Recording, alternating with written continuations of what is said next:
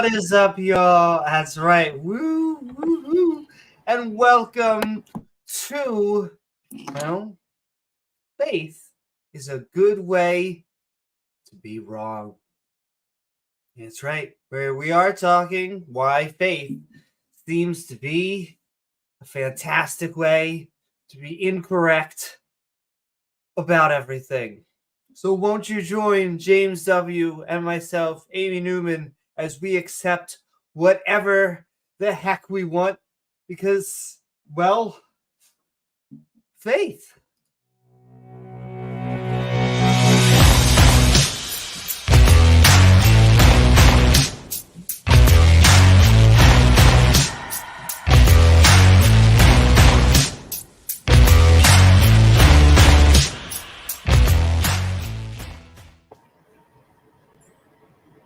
Woohoo! That's right. Welcome, everyone. And my cat. Just have to- faith, Amy. Just have That's faith. right. All you need to Yes. do is just have faith. Things will get better. God loves you. He's not going to let anything bad happen. He's got a plan for you. You just have to accept his plan and just let his blessing, let it. He wants to bless you so much. The only thing is you. You're standing in the way. Yeah. That's right. It's either demons or us. Someone's always picking up his plan.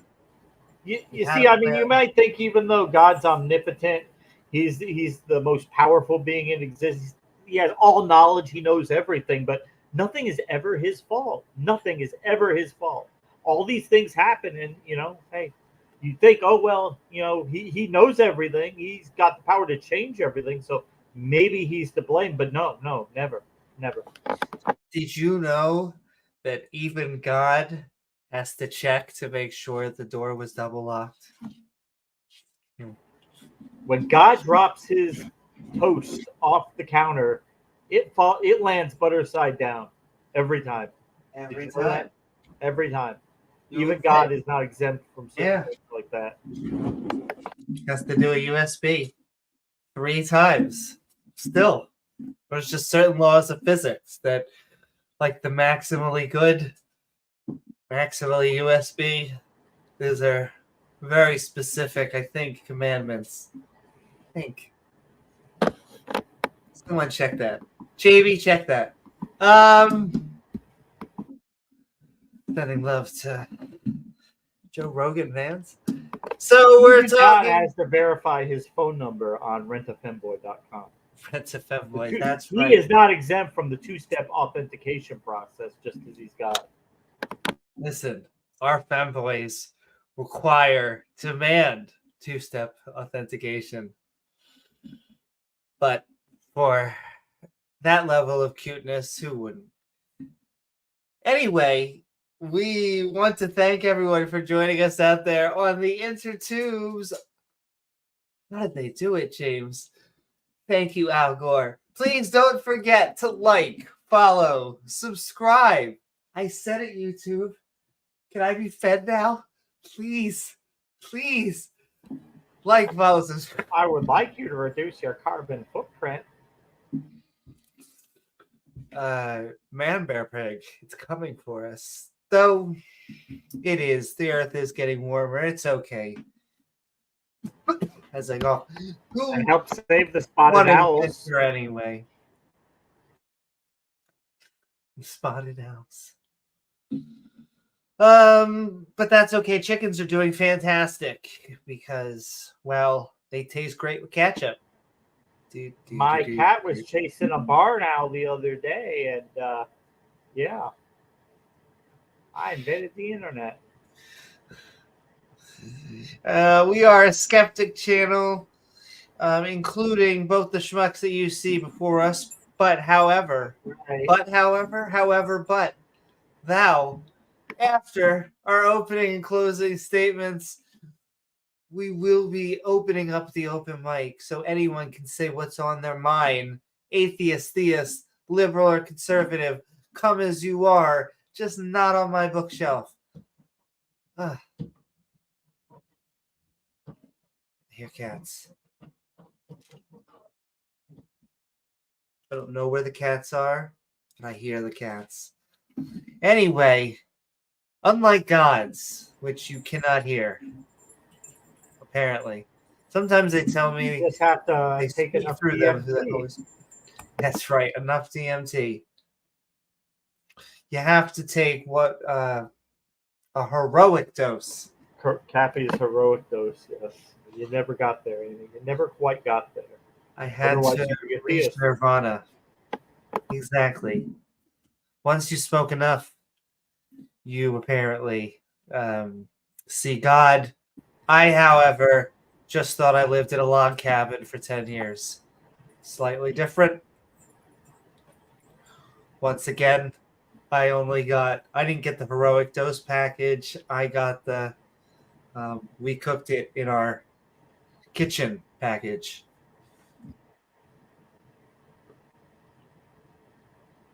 As I cough.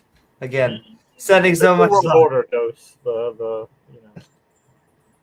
Well, the I fixed just think it's so mindset. funny because those type of statements are the most um unego death like statements you could say. They are egotistical statements. And so they are circular in and of themselves. Because those are the type of experiences that generally we come with from feelings. James, how long are we in here? It's only been so many minutes, and I talk about the LGBTQ agenda. There is a fantastic Right. Discord group I've been invited to that I just want to send a shout out to them. I look at a lot of the stuff. I need to post more, but it's been called the Trans Agenda, and that makes me laugh. Just the name in and of itself, because that is what they think we are, and it does imply like we are going to march and we're gonna get it. Very specifically, I'm sending so much love to everyone out there in the live chat. If you can hit that bell icon. I had a point, but beside to bring up the agenda, but now I'm trying to remember why. Maybe just Soros needed me to. It's just mandatory. Yeah. It's just mandatory that I have to. But if you do so, it allows you to see our premieres or join our live streams. Like, what is up, Khaleesi and Robin and Goth and Ape Shape Carbon and Ian Davenport? What is up, y'all? Keep on saying hi, and we'll keep on saying hi to you. I know the logistics of any heaven hell system do not make sense because once you start to go into how things would actually work, it all just breaks down. They are literal fairy tales, and they hate that two-word combination. However, like if you look at Adam and Eve, just from once again, they hate the simplistic nature, but just the two naked people, one being created from a rib, then dealing with what I call Applegate, the whole talking snake and an apple holding knowledge. Like that is a classic fairy tale. Wait, It's okay. you're having It some was. questions about the veracity of that story, that claim? I mean, do you have any empirical evidence that it did not happen? Uh, I'm Zero. just wondering what your bias is against the Bible. Yeah, there's historical evidence that Egypt exists. There is not historical evidence that Moses took a high amount of slaves out of Egypt. Does that mean that there weren't Jewish slaves, even Jewish slaves in Egypt? No. That means like there wasn't a record of a man parting the Red Sea. Well, do you have evidence he didn't do it? Well, we have a lack of evidence where there should be. And yes, it is true. Absence of evidence is an evidence of absence. However, sometimes when we expect evidence, evidence of absence is absence of evidence. It's a tongue twister. But yes, I mean, we see no evidence for a worldwide flood. And you would think that if these stories were true, then maybe there would be some evidence for some of Well, this. if you believe in the flood just by faith, right, and then you just force it into the geologic column, okay, this absolutely happened. Where can we make it fit? You just make it fit Oh somewhere in there. my. That's all you do. Yeah, that's it. James, It's let me easy. tell you, in the It's easy. places we can make things fit. It's easy. And then all the geological features of the world happen by this flood. And yeah, Gizmo's asleep right now. He'll probably be Aw, up in thank you, Smo. Um, I have we have Moonlight, and then um, both Buttercup and Penelope are sleeping, but they may come by. Yo, late night for me saying hi. Hope you two are good. We are doing good. What's up, Chris a Smiths? Oh, hey, Dr. Dan.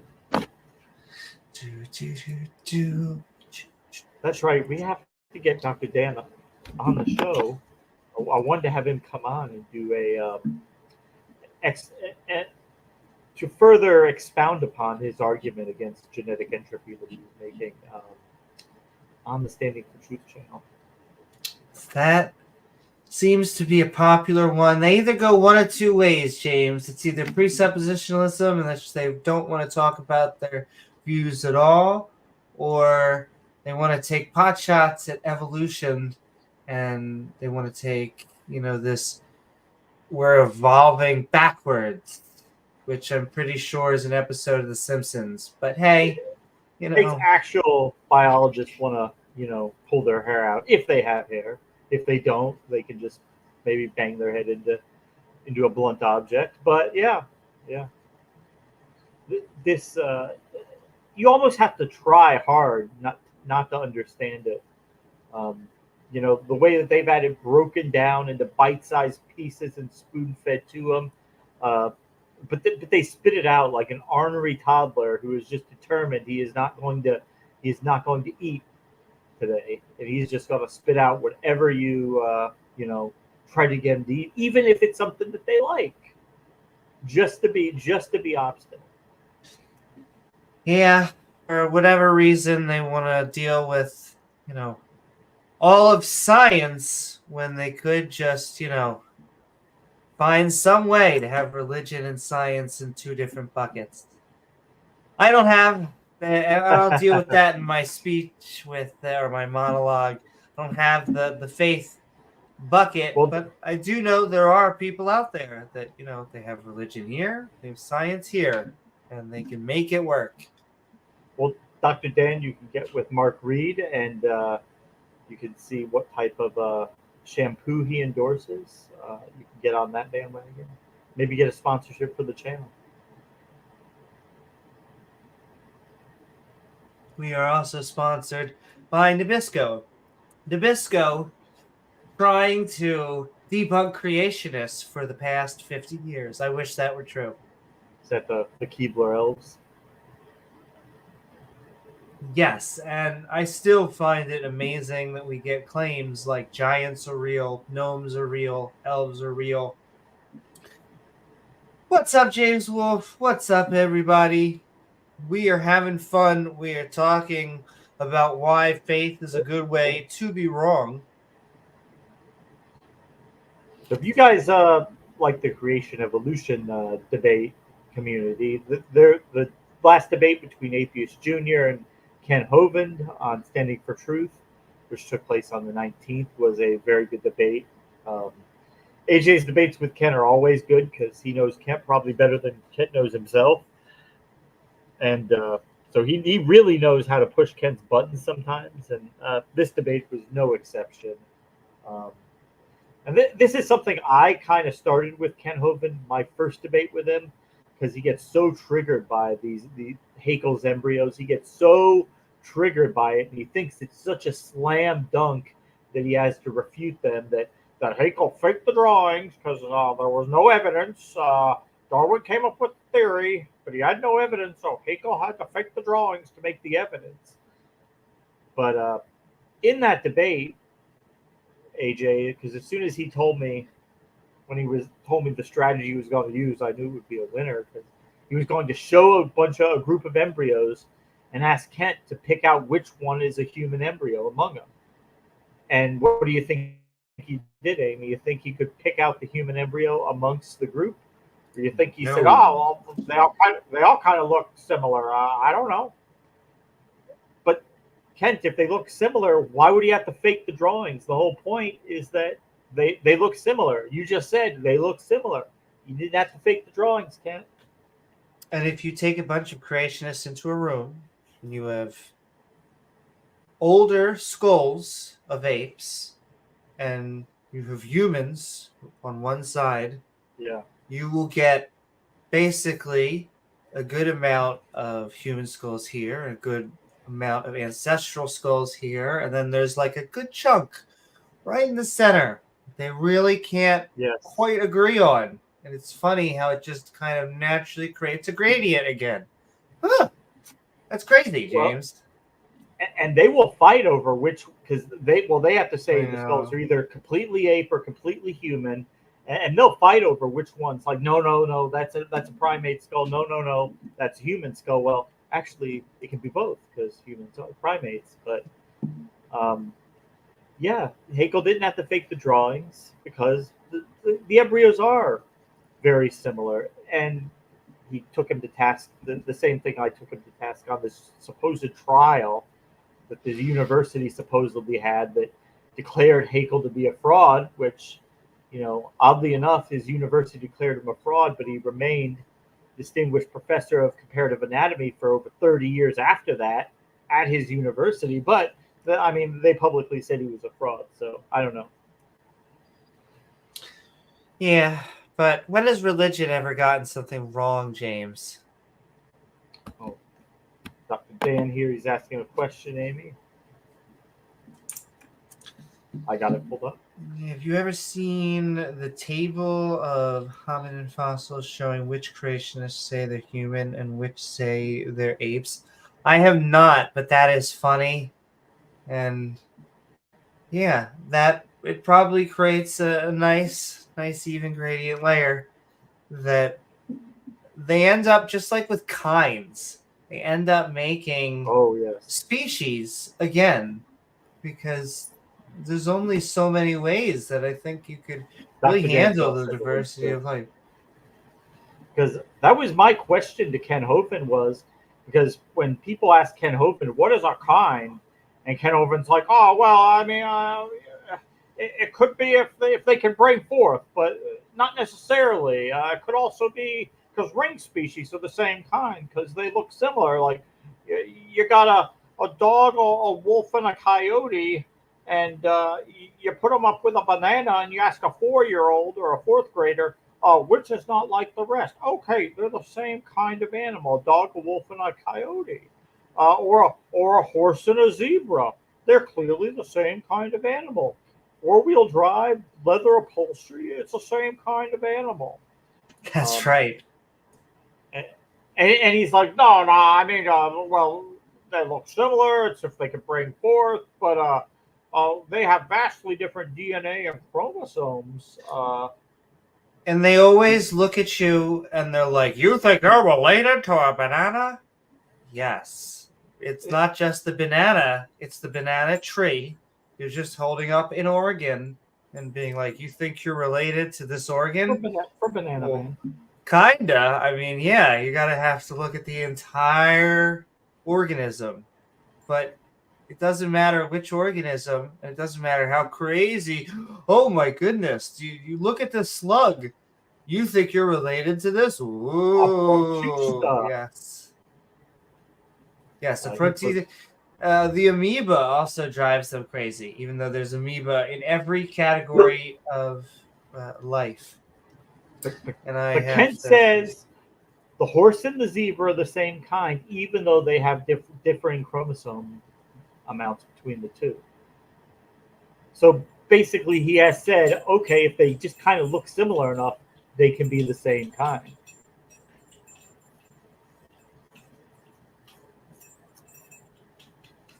Yeah, ape-shaped carbon. Okay, I'm gonna show it, and then Do it. I also want to show something else, and then we'll do Oh boy, that's what hellos to they everything. have really been waiting to see.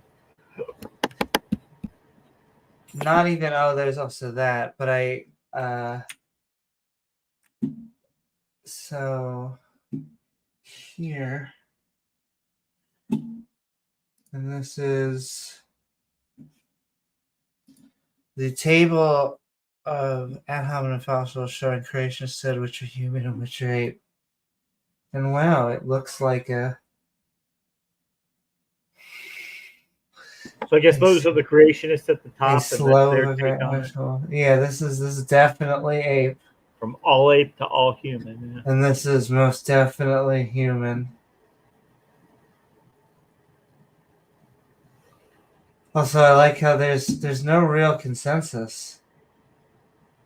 Yeah, These two definitely say this one's ape.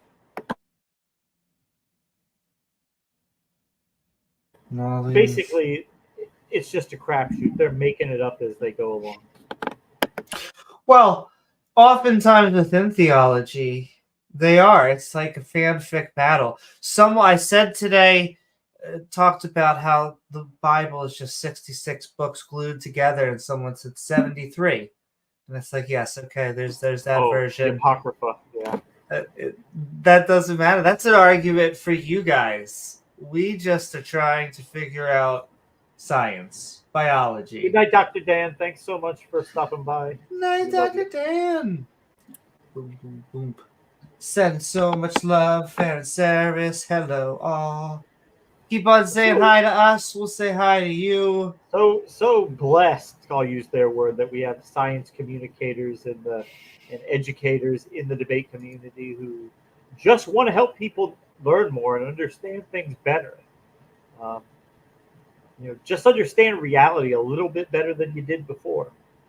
As opposed to creationists who give out misinformation.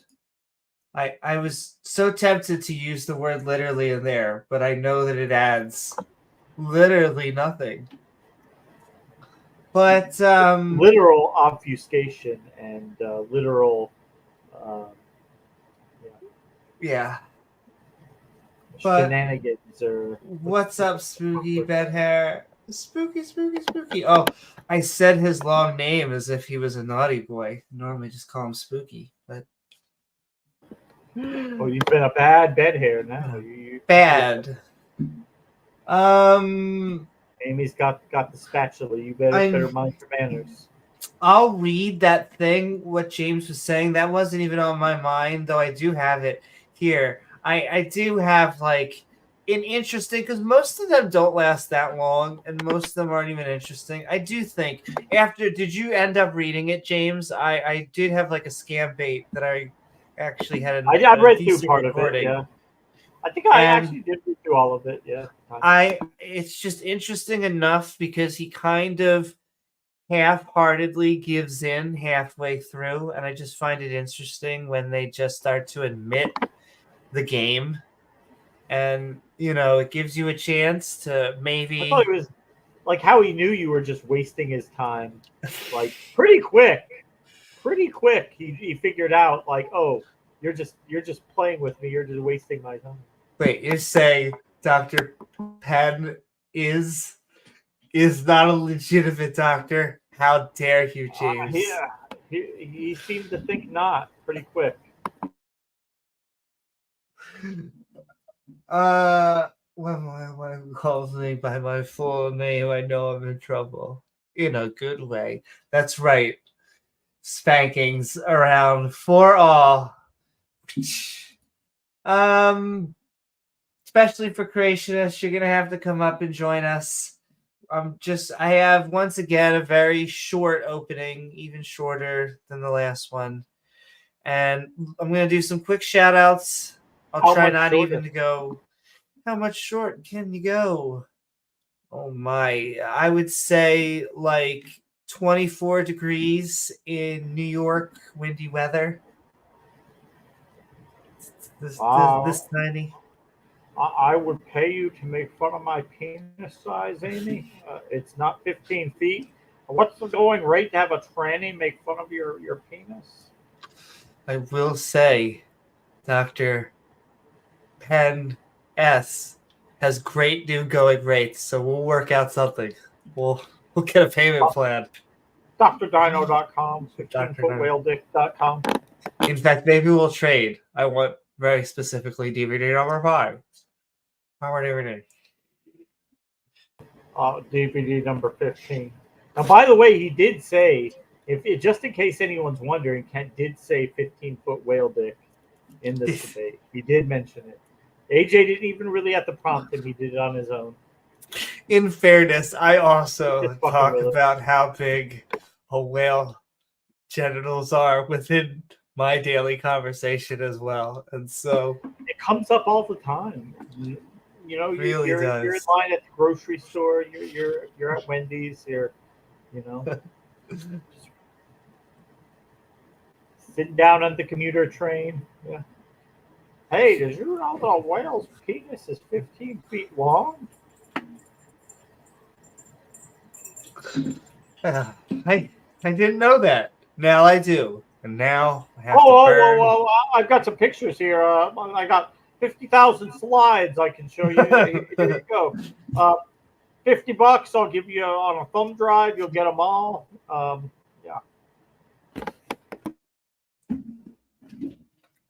Yeah. James, who doesn't have a DVD player? It's modern, though. It's not a VHS player, so, it's got a laser in there somewhere. We do still have VHS tapes for special orders because we do get some orders for those, believe it or not. Like the tapes that we sent to Jeffrey Dahmer in prison that converted him to Christianity. You have to ask ourselves how we got them in there. So that, Amy, if you believe in Jesus and you die and you can go to heaven, you can spend eternity with Jeffrey Dahmer praising Jesus. He can give you his best recipes for cooking humans and eating them. But it's okay, James. It doesn't matter how horrible of a human being you are. He's washed by the blood of the precious Lamb, Jesus Christ, the Savior, our Redeemer, our Lord and Savior. Yes. That language, it always disgusts me. I know that it's been normalized. I even hate using blood of Jesus. Passive language. We've made it normal because there's so many Christians here. But yes, the blood of our Lord, Jesus Savior, is strong enough. Any sin it can forgive. It can wash it away and leave you as white as snow, Amy. Well, you're already as white as snow, but you know what I mean. But if the Christian religion came out nowadays, it would be written by Jordan Peele. It would be like a Get Out movie. I don't know what to. It's like it you said last time, and it's probably true. If refined sugar was discovered today, they would ban it. They would make it illegal within. Yes. Oh my goodness. They'd say, "Oh my gosh, it's the white diabetes and all these other things that it does cause." James, you need to understand. This stuff that I'm drinking right here, it's filled with the white stuff. It gets you wired. It has a possibility of giving you a heart attack, and it has 34 grams of it. 34 grams in one bottle, and it's legal somehow. That would cost that's several $1,000s. Yeah, well, at least that's what it feels like when I'm at Walmart or Sam's Club or wherever. That's how much we spend there. So about the same. Vote blue no matter who, Amy. Just keep voting blue. There you go. Let me tell you something. Well, we won't. This is the only topical because I know politics. I'm trying not to touch it with a stick. But my goodness, the one reason why I'm voting, If they could weekend at Bernie's, this person, like anyone, and I would still vote for that person over the nightmare that is. Anyway, sending so much love. There's many ways to support the channel. Politics is just such a like I have views. It's just they're opinions. I think that my opinions are educated. I hope my opinions are educated. But that's what I like about the atheism-theism debate. I really do think they are wrong. Now listen, I get you could say, well, liberal conservative, they think they're wrong. But sometimes there's a lot of nuanced decisions where you have to really find a middle and a center or a workaround or a whole bunch of other stuff. But with theism, there's so many. I think it's more objective. It does feel a little bit cleaner and objective, purer, to use all of the terminology that they want to use. Because I don't mean like pure in like the not to go Godwin's law, but the mustache with the Odin Glaust. But like they can't all be right. But James, they can't all be wrong. Sure. Cough again. Got praise out there. Praise I am.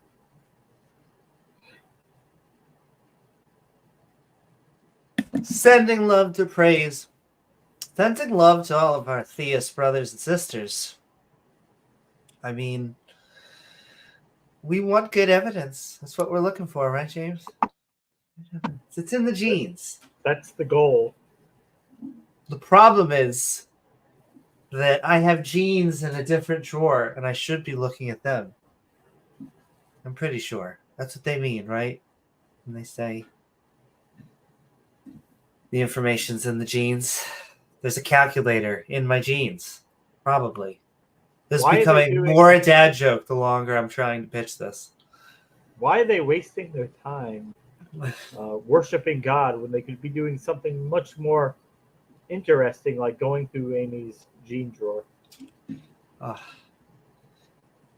That's where God lies, in my gene drawer, underneath. I'm pretty sure. There's always hiding. In between Amy's skinny jeans and her baggy jeans. Which is coincidentally also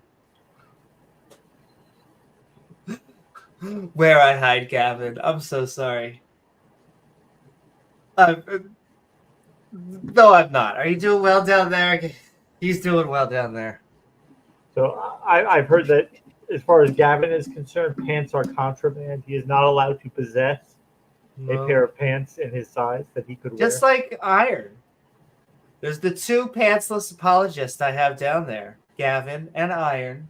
They are forever working under my desk, which you could look at it as a punishment or a reward. But they were naughty for being on camera. Now listen, there's actually nothing wrong with being naked on camera. Listen, you should probably be charging money.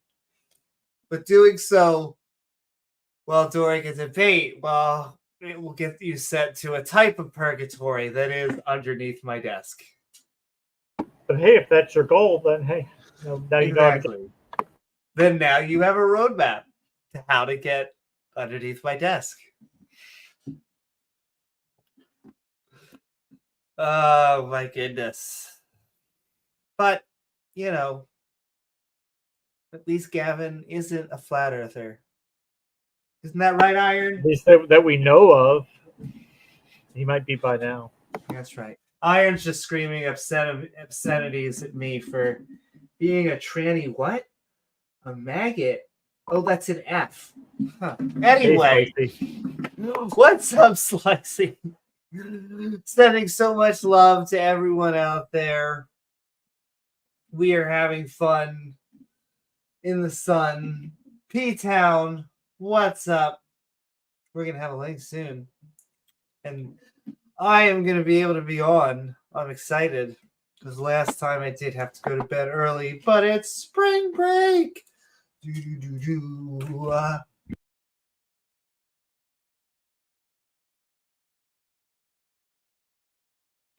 And I hope you are all having a good, finally it's springtime out there. Upcoming Easter thing. They still continue to take all those holidays from the pagans. Good times. But he is risen, James. Very specifically like a popcorn.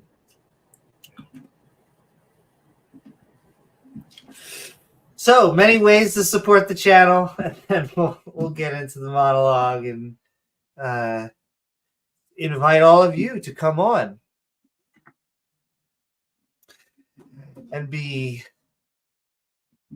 schmon, lawn, fawn. Pawn? That's all I got. Pawn. Don't be a pawn. Take your Just Bible pet to the the pawn fawn. shop and see what you can get for it. James. Not going to be much. Only a shepherd has a flock of sheep. No, only a sheep needs a shepherd. There we go. Got my expression almost backwards. Sheeple for Jesus. Sheeple for Jesus. I know. They say all some weird things about Jesus. They accept him wanting to sell all of your stuff. Like, I get it.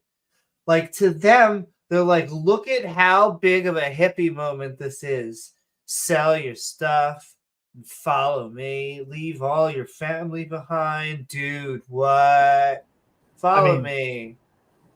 That's what Creflo Dollar says, to sell all your possessions and send the money to him. That's right, your last paycheck. Yeah. But get a second mortgage on your house, send him the money. He needs a new private jet or a Rolls Royce. But James, if your child was saying this to you, wouldn't you say, hey, that's probably a cult leader? Your name is Ernesto? No.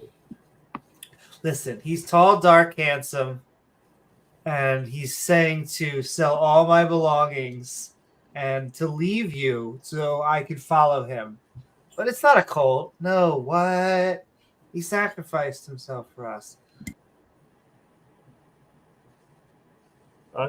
You could get a YouTube membership and you can help him do exorcisms.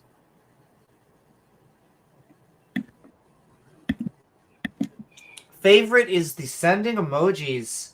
Yes. That attack demons. It's spiritual warfare, Amy. It's the people of God coming together, Amy, to focus their energy on attacking Satan and his demons. It's real spiritual warfare, just like the guys on the ground in Afghanistan and Ukraine. No different. Can you imagine being a demon and then getting defeated by an emoji? Oh no, I'm getting defeated by the new iPhone. At the sword bearer level. At the sword bearer. That's right. Then at the girl deck. Well, if you're not at the sword bearer, the girl deck level, how else are you going to actually fight the demons, James? I don't know. I give you no answer on that. Just make sure you have your ad blocker turned off. Maybe he can get revenue from you that way. Click on the ads. Just don't skip the ads. And they never wear robes. They don't even do like the hippie I look like Jesus thing. They always look like...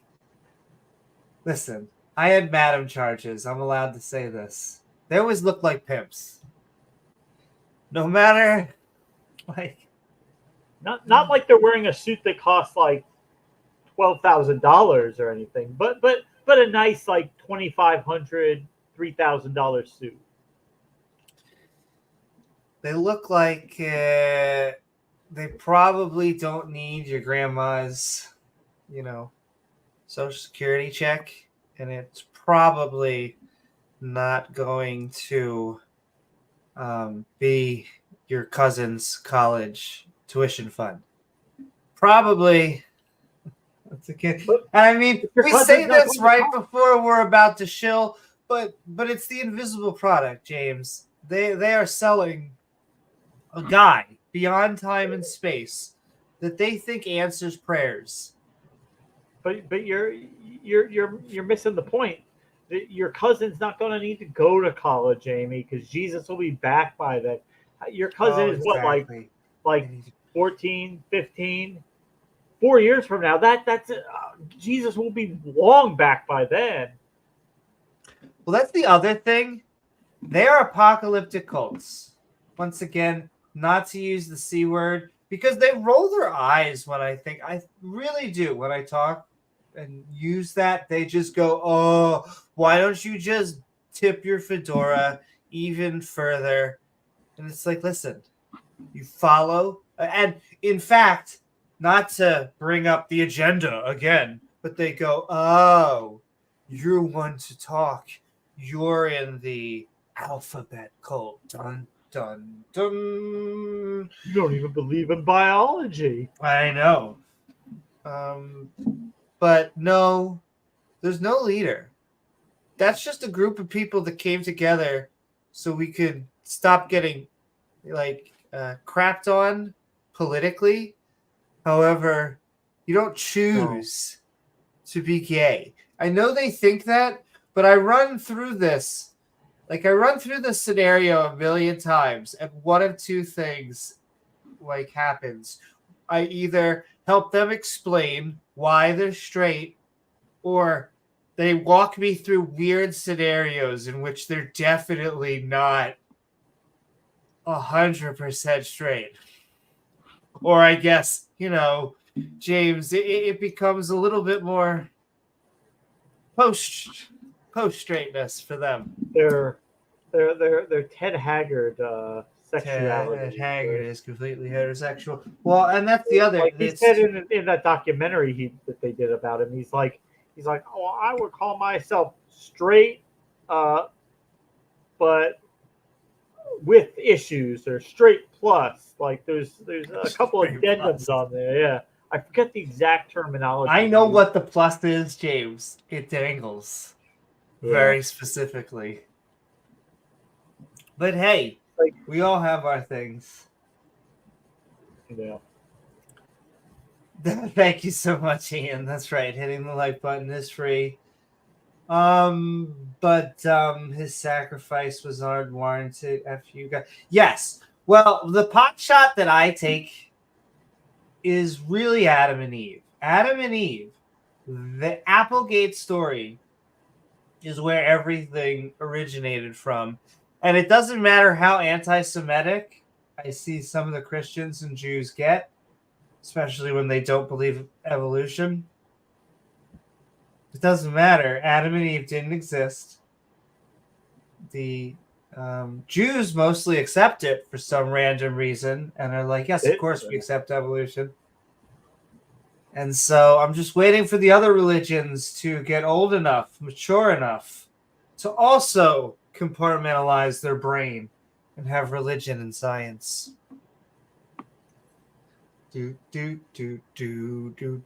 Anyway, the shilling. Thank you so much. There's many ways, the liking, the following, the sunny and share, but also you can send in super chats and I will dance around, we'll interact with them.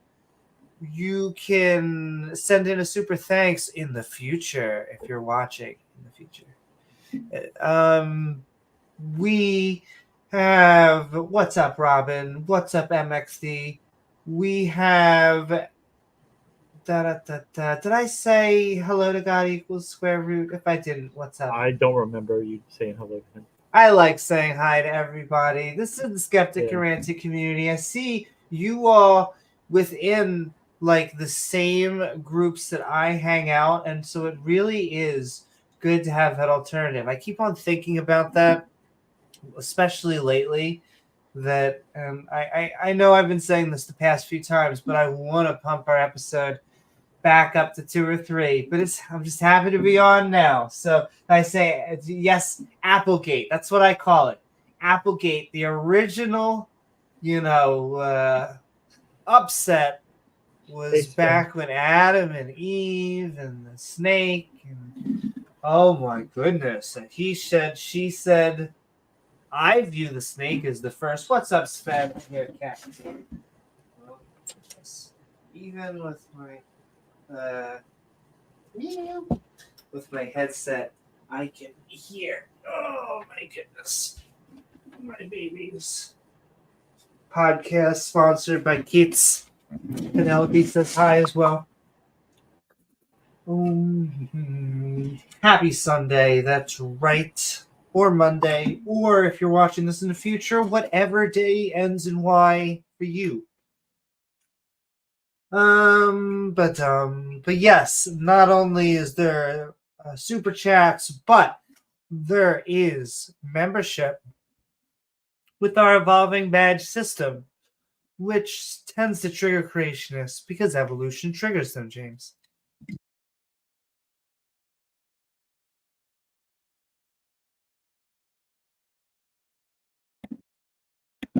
Does. Excuse me. Sometimes I don't know which is better, like to mute it while I am doing all of the shenanigans because the shenanigans are annoying, but then there's like this clang. Anyway, sending so much love also to our supporters at patreon.com/Amy Newman. I say there are new things every time. New things definitely come in. I have some ideas, and I have some free time coming up. So I want big ideas and big updates and stuff. And we'll see if I can get some patterns developed.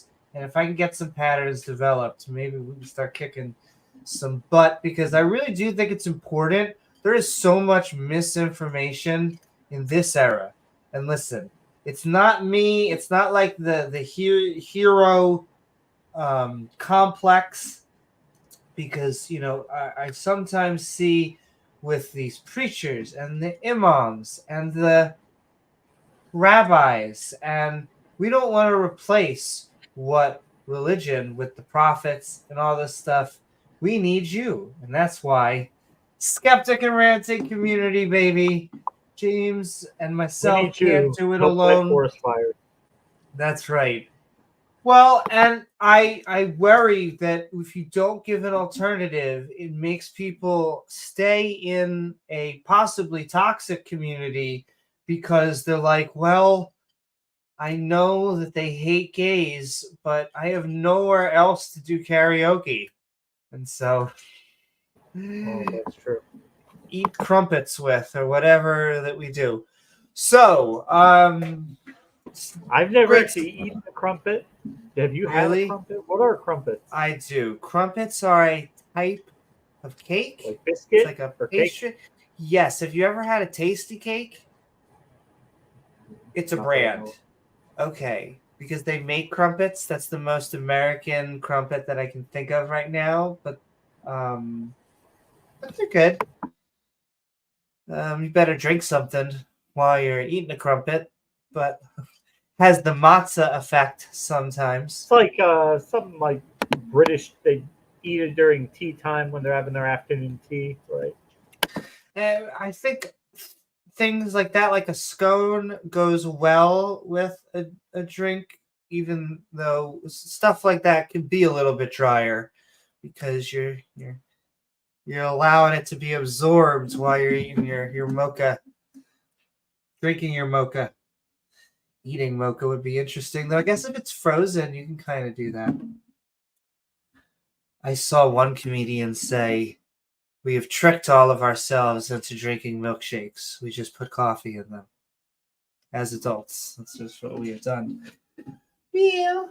I really should either open the door or give her the chair. So I guess what that means is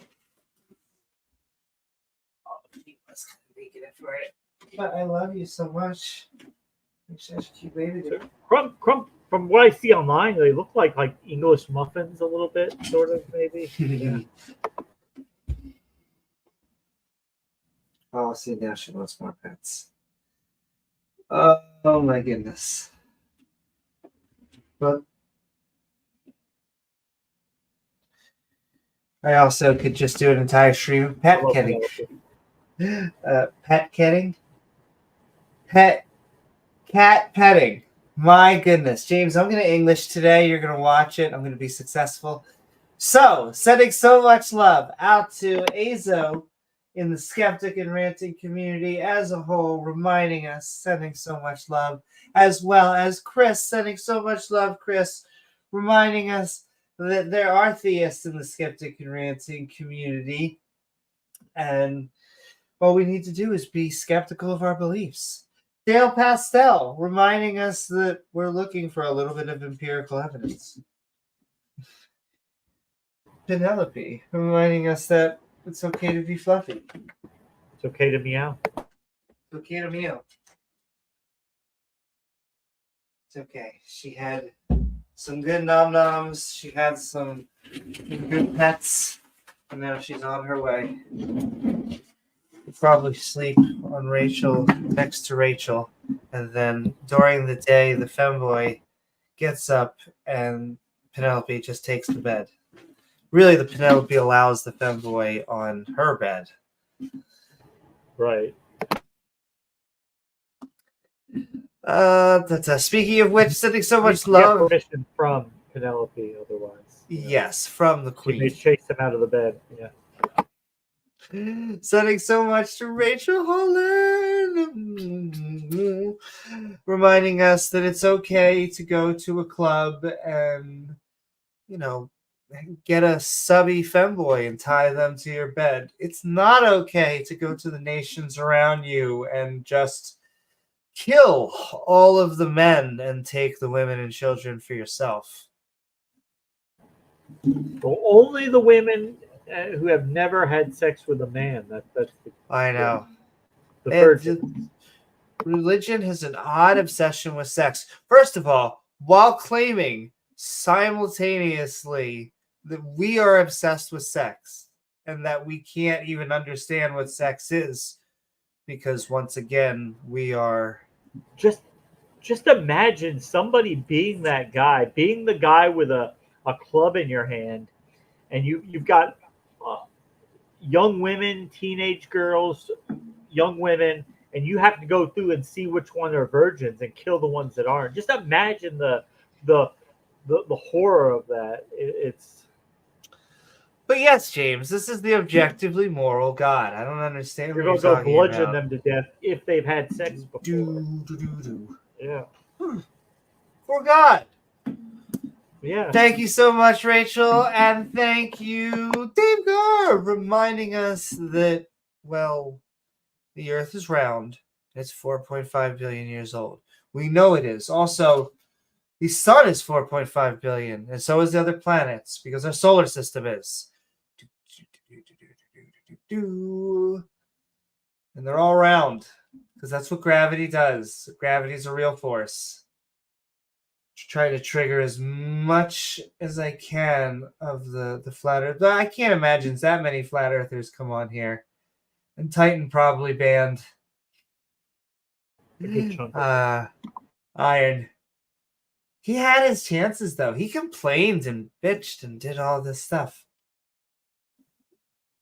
Sending so much love, and we're very politically incorrect and free speech and whatever other slogan I need to say out to virtue signal that I like people talking to me. I like being berated, James, because our ad hominems are not arguments, and so those type of people, I have no problem with. The people that scare me are the ones that have good arguments. That's something to be trembly about. We don't really run into them too much. Exactly. Speaking of which, Regos He is a reminds crybaby, us. baby Robin. He definitely is. Iron Horse is a crybaby. Yes, he's a rare. He's not a Abrahamic, but he is a theist, and he believes in a lot of. What was he? He was Woo-woo. complaining about me because I had said something to him in the comment section of the modern day debate thing, because he was going on there basically like, I'm not allowed on Amy Newman's channel, otherwise I don't know why I'm banned. I mean, I don't know. Like he knows exactly why he was banned. Yes.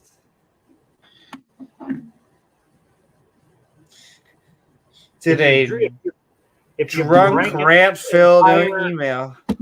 if you've drunk an entire fifth of whiskey, it's probably not a good idea to go on Facebook or to email random people because you're probably going to say something stupid, and he did a lot of stupid. Oh, Drunk but flat drunk earthers. emailing, not a good idea. And he's somebody who he should know better. He's old enough to know better. Indeed. Isn't that right? That's right, Iron. He's naked down here with his beard. Thank you so much. Sending love to Regos, reminding us that we have a skeptic Bible study. And, well, Joshua is about to get plumbled. We've been giving out land, though. It's been kind of quiet. But, you know, Bible only has two modes, exposition and murder. So, means more death is just on the horizon. And finally, last but not least, he was out in chat, sending so much love to him. Ian Davenport! Thanks, Ian. Sending love, Ian. And reminding us that these apologetic arguments suck. Watchmaker, make me a watch. Yeah. Our heart naturally forming. They also try to poison the well. They ask, how were you created? And that, by its nature, is poisoning the well because we weren't created. Creation, begging the question. We were not created. We were formed naturally from, it rhymes with X, Mex, Tex. Do I need to keep on giving hints? Listen, ladies and gentlemen. Snoo snoo. That's what happens. 2 car garage, mowing the lawn. Hot dog into donut. Oh my goodness. Bill Clinton and Monica. Oh my. And you would think we wouldn't have to teach the birds and the bees to, you know, James. They want to talk about biology. Do they, though? We really don't seem to. All right, we've done enough. Evolution is not part of biology. Evolution is a religion. We could do biology. We could talk about the different types of animals, but evolution, that's not part of biology. And has it really been an hour? Gosh darn it. We do like to rant. Okay, I am going to be right back 1 second then. Do it to him. James, we'll have our opening. I'm going to put you on full screen. We are Midnight Ranting. You don't put it on full screen? You don't have to. But we are Midnight Ranting on Faith is a Good Way to Be Wrong. I'm about to give my opening speech, which is very short. And then we are going to open it up. But yes, James, faith is a good way to be wrong. What do you think? Well, you would only use faith as a reason or justification for belief if you had nothing else. If you had anything better than that, you would just give that, right? You would only give faith if you had nothing else. And people they'll sometimes say, well, I mean, you know, I'm not with my spouse 24/7, but I believe they're faithful. I have faith that they're you know, being faithful to me, and okay, that's fine. We all at some level trust other people, and we're not monitoring them 24/7. But we have it's unless we have any reason to think that there might be something going on. As I've said before, if your spouse is getting all types of strange phone calls and not wanting to talk around you, if you're seeing strange things in your bank statements, if all of a sudden they're not coming home after work, and where they are is where they're telling you they are isn't really make sense, and They've been connecting with maybe it's an old ex on Facebook, and maybe you saw a Google search for divorce law. You might want to reconsider how much faith you're having in them. And that's what we've got here. This story that we're given, this religious stories, are full of holes, full of inconsistencies and absurdities and things that really don't add up. And when you start asking questions, actually, that's the worst thing you could do, because, you know, they don't want you to ask questions, or at least not the hard questions, because they've got some canned answers ready to go for the easy ones, the softballs that they expect people to throw at them.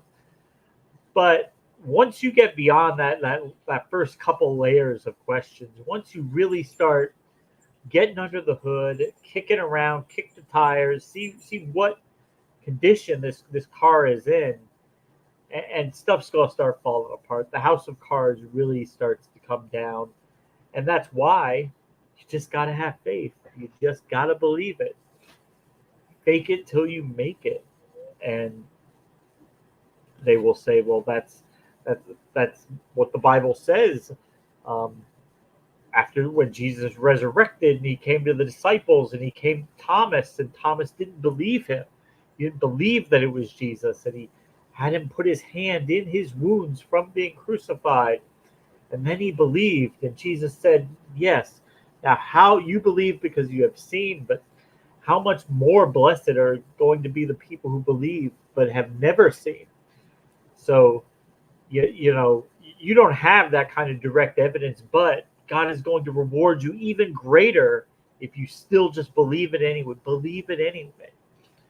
And that could be, I guess, the theme of the gospel. Almost believe it anyway.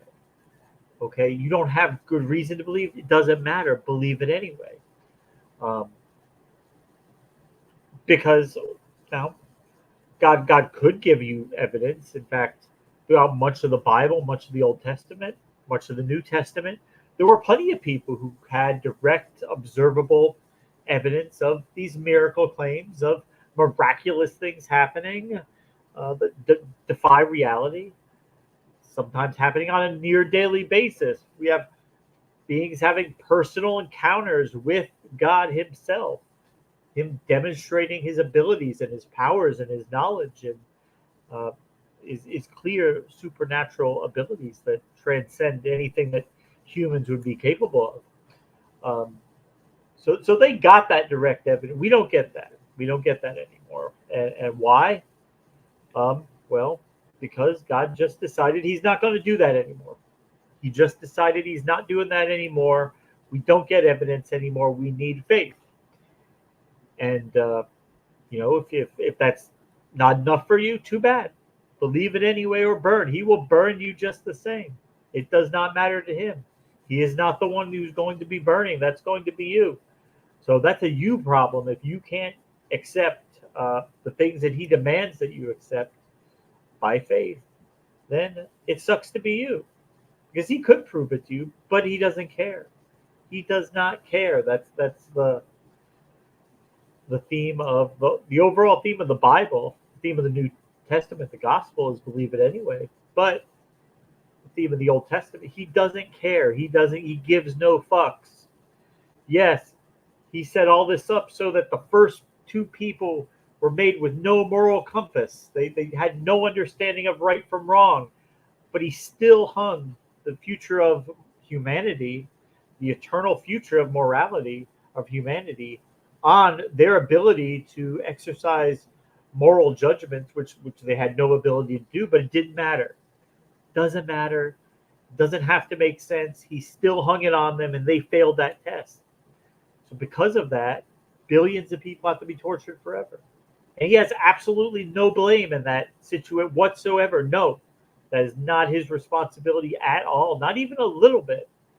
He is a good, loving, honest, truthful God. He loves us all. He did not just want to set it up so that He could torture billions of people for His own amusement forever. No. I mean, if He had done that, if that was what He wanted to do, would He have done it things any? No. No, He would have not done anything any differently. because that's where he arrived at. But he doesn't care because he already decided. Well, that's how I wanted to do it. Oh well, okay. They're not gonna listen to me. They're gonna listen to the snake and eat the wrong fruit. Fine, fine. I'll just burn billions of people in hell. I don't care. Does that sound like a god you want to worship, or does that sound like a spoiled toddler who happens to have unlimited powers, uh, but not the wisdom, not the real wisdom, to use them judiciously? And just because he's God and he has all the power does not mean he is wise. Doesn't mean he's good. He just got the biggest stick. Doesn't mean his moral pronouncements are good. Doesn't make it objective. Doesn't make it that his genocide of the world was justified in the flood because he could do it because he had the power. And what are you gonna do if you don't like it? If you disagree with him, he'll send you to hell. Okay, all right. Doesn't make it objective. Doesn't make it good. Um, yeah, faith sucks. Faith does suck. You also had my attention the moment you started talking about how hung he was. Also, Just if you know a woman named Faith and she does suck, there's nothing wrong with that. Exactly. Not that there's anything wrong with that. That was basically a 90s joke all in one. That was every 90s joke. Returning the frog's gay. Nothing's anything wrong with gay frogs. Exactly. Not there's anything wrong with that. What's up, Dale? Hello, everyone. We are talking about why faith is a good way to be wrong. Yeah, really kind of is. But before we go into the opposition viewpoint, hey Dale, you're taking a test. You're doing your SATs. You're out there. You just choose the answers by faith. There you go. I just have faith. James, why get chemo? We can have faith, right? Oh, Big Pharma, they've already got the cure for cancer. You know that's not true because they're billionaires who die of cancer. People who could get access to anything in Earth, if it existed, they could get it. And you know what? They still die of cancer. And do you know why? Real conspiracies, very boring. Like the actual working together so that prices are higher, real conspiracy. Yeah. Lizard people, fake conspiracy. Like it's not like people working together scheming. It's just that insurance companies within the U.S. suck. Well, I mean, so regardless of your opinion of the monarchy, whether you're for it or against it, so the Princess of Wales came out with a diagnosis of cancer. She is for still young, 42, I think. She's not coming up on middle age, maybe. Hopefully she recovers. It's obviously a terrible diagnosis, but she's getting chemotherapy. They have access to hundreds of millions of dollars. If there was something better out there that worked better, they could get it. It's not there. And my brother had testicular cancer at 35 years old, which is a little bit younger than me now, which is crazy.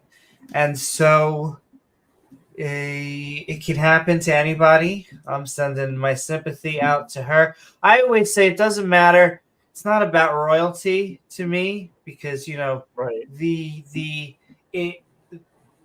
the American in me is very much like royalty. But what I say in the back of my head is she's somebody's child, know, everybody.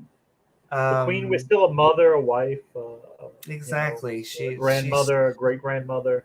And so my sympathies just go out to her, and I do hope that she gets the best. I know she's gonna get the best science, but yep. Hey, Superman. What is up, Sumami? Cat has found paper. That is fantastic. Cats love paper. Love boxes. That's objectively Cats in a box is true. their natural. It's the only thing you won't hear James say objective more Often. very often, but cat in a box, objectively true.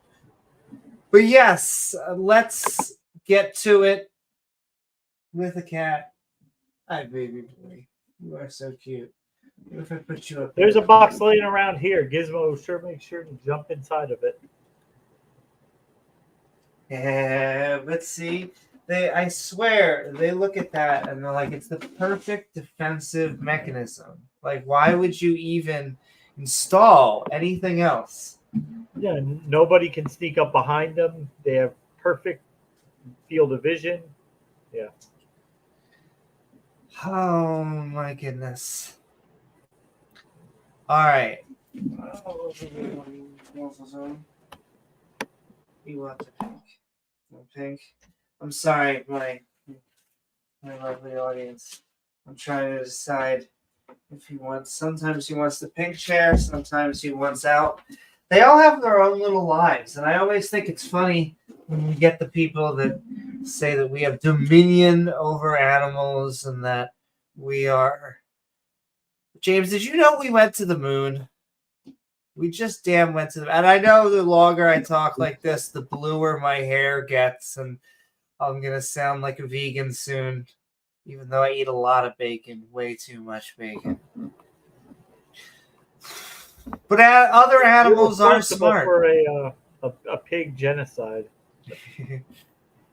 Listen, both things can be true. I eat animals, unfortunately, because I have a terrible American diet, and they are smart. I can say this objectively. They are. They always talk about they're so offended by monkeys. Like, and that was the other thing I wanted to show. I wanted without sound because the sound really doesn't even matter. But I just want to show something, okay?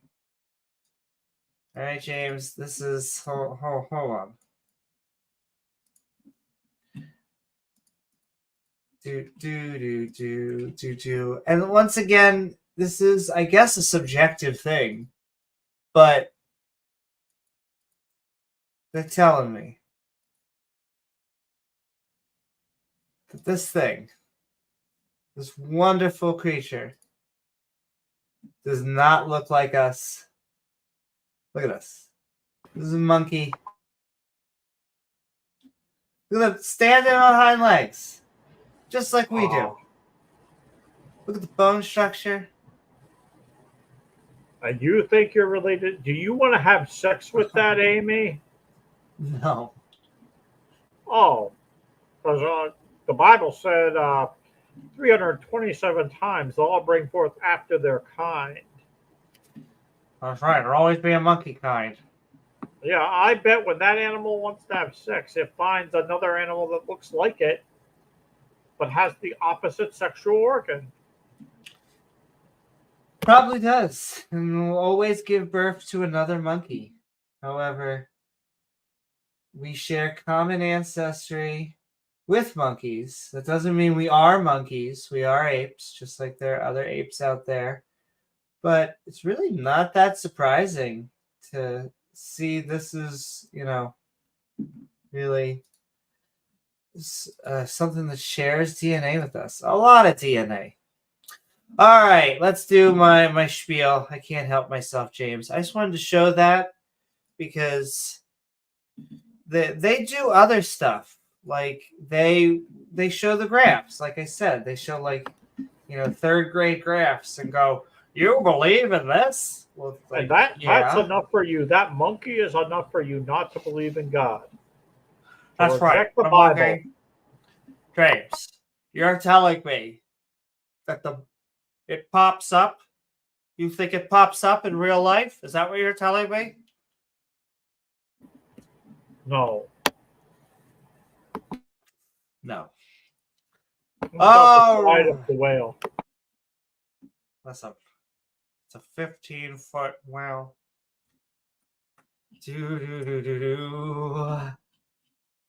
Faith is a good way to be wrong. Because if you have evidence, you don't need faith. Sure, we could take any position in faith. That doesn't make a statement or a belief any more true, which is what I tend to care about, what James tends to care about. Well, Amy, everyone has faith in something. No, I don't. I have confidence, which is built proportionally to that non-magical word, evidence. But what about Hebrews 11:1 of the King James Bible? Now faith is the substance of things hoped for, the evidence of things not seen. Things that we hope for but can't be seen. Wow. That does basically sum up a God. They hope he or she or they, winka winka, are there somewhere. But for some reason, post us having cell phones, they become camera shy. Now we have to take things on faith. Well, faith is a good way to be wrong.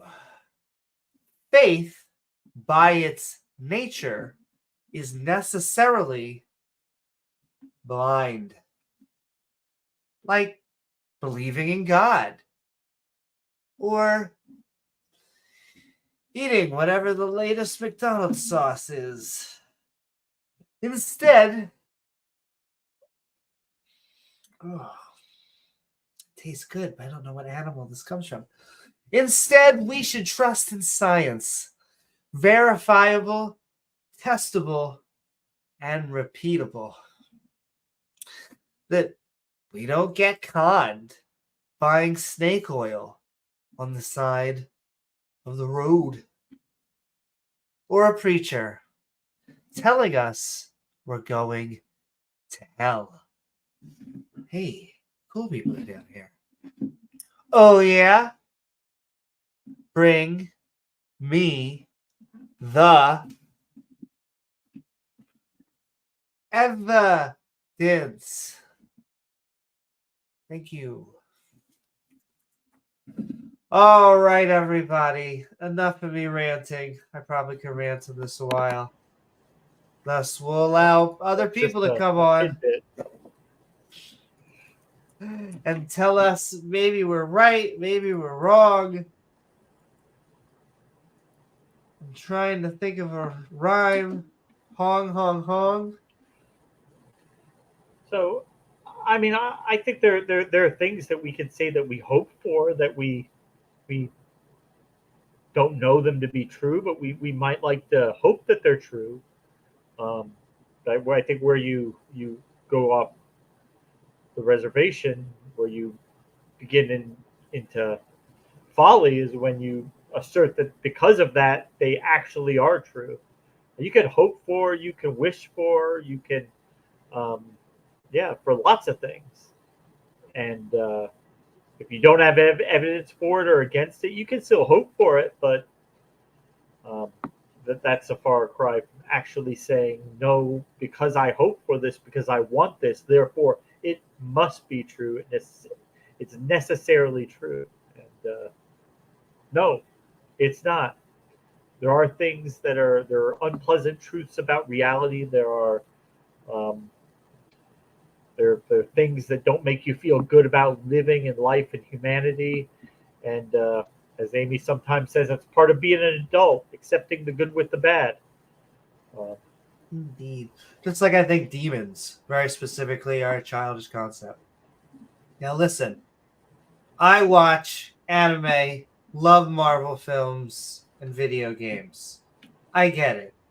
But don't also try and sell me on demons, angels, giants. Like, my goodness. We have to accept that there are bad people in the world. Now, look, I think most people are good. I'm very much an optimist. I think there are more good people than bad. However, that does not mean that but we can't have we don't need a Amy, system of laws. And yes. have you ever told a lie? Have you ever stolen anything in your whole life? Have you ever taken anything that wasn't yours? Uh, Jesus said, "Have you ever looked at a man or woman with lust?" What? Never. Yes.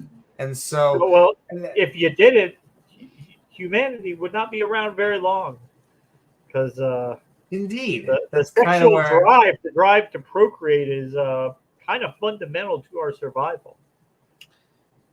And once again, they are obsessed with sex. I think that we should have a healthy sex drive. I think that it doesn't matter if you are gay, straight, bi, pansexual, if you are asexual, just decide to. And once again, I will defend my asexual brothers and sisters who just give back Right? to society by just doing what they do, whether it's their job, whether they help with their relatives. There's lots of ways that we give back and Without contribute procreating. as a society. We've become this like uh, I hate to say meta society because then I'm gonna have to once again I'm getting more bougie. But like if we were to drop us on an island, generally speaking, we would not do well. We all like play survival games and stuff, but other animals have uh, have been able to adopt like a fawn has to be able to run very quickly. Humans, unfortunately, make our biological women go through a lot of pain so that we can eventually learn words. Whew, Max is coming on. What is up, Max? And once again, we're sending love to everyone out there. Please come on and join us. We are going into our open discussion. We are midnight ranting on faith is a good way to be wrong. It's Let pinned me. on. My last thing to just say Yeah, is go. tag us at James W. or Amy Newman, as well as super chats. Those are ways that we can see it or helps You us want you see want it. you want to know somebody who had faith? How about the Christian missionary John Allen Cho, who decided that he was going to go to North Sentinel Island in the Indian Ocean to meet with the uncontacted tribe there, who has no relation with the outside world. Very, very hostile, typically, to the outside world. But you know what, Amy? They're humans. He loves them. Okay, they need the gospel message. They need to hear about Jesus, or they're all going to go to hell, right? So, God, if He's going to go there to preach them, God will not let anything bad happen. God will protect him. That's God right. will make these Shield, basically. right. The arrows and the spears and whatever, they will not touch him, and He will convert these people to Christ, and they will they'll go to heaven. Which is how Um, the story ends, I think, right? Well, unfortunately, no. That all his faith, he had a lot of faith that God would protect him, but he ended up being killed by the North Sentinelese. They killed him. And yeah, Well, it turns out Satan was a little bit stronger in that one battle. And I feel bad. I feel bad he meant teasing. well. It's just He meant well. He probably thought he was doing the right thing. He had lots of faith. Um, and sometimes they will say, well, he died for his faith, therefore it makes it more true. Which is like a heads he wins, tails you lose thing. Okay. which is what the Pope said about the Crusades. Like, listen, we have Jesus on ours. There is no way we could lose. The only way we could lose is if we don't have enough faith uh, to defeat these Mohammedans, these Muslims in control of the Holy Land. Because we have the true religion on our side. They have Satan. They worship Allah, who is Satan. We worship the true God. Um, but the results in battle were not always James, reflective of and that. that is why our capital will be and forever Constantinople. Anyway, let's continue to go forward. Everything's fine. I'm pretty sure that would be their shirt. We are going to go into our open mic. We have been Midnight Ranting. And once again, creationists, there is no God.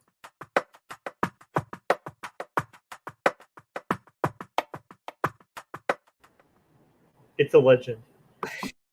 What is up, Max? We are Midnight Ranting on Faith is a Good Way to Be Wrong. I hope you're doing well. And what are your thoughts about anything we've been talking about tonight? Pretty good, pretty good. It's been a nice Sunday for me. I live in Uruguay, so it's not spring, it's fall coming on, so it's getting shittier weather. But Ooh. I'm sorry. no, it's okay. The southern it's the hemisphere deal. is not real. There's no southern Yes. hemisphere. Yes, That you is are also correct. true. We are a giant conspiracy. All by NASA. No other organization allowed in that very specific type of conspiracy. Ugh, but that's okay. I've been told that NASA made Australia, which is, I feel like, a pinnacle achievement. But that, On our channel, we deal with flat earthers a lot, so yeah. yes, exactly. Back on target. Faith is a good way to be wrong. Back to you, Max. It depends on because when we talk to the fundamentalist, yes, I would say that's a for sure way to be wrong. But I've met some kind of more soft theists that their faith is something they take for themselves. So they don't try to impose their beliefs on other people. And in that way, it works for them. So they also, those soft theists accept evolution, accept science. So for them, it's more of a spiritual thing and not a legislative of the life of others thing that most fundamentalists have. But yeah, on the fundamentalist side, it's for sure a way to be wrong about a lot of stuff, and you can never tell where they're going to go or what's the next thing they will be wrong about. It's it gets murky really, really fast.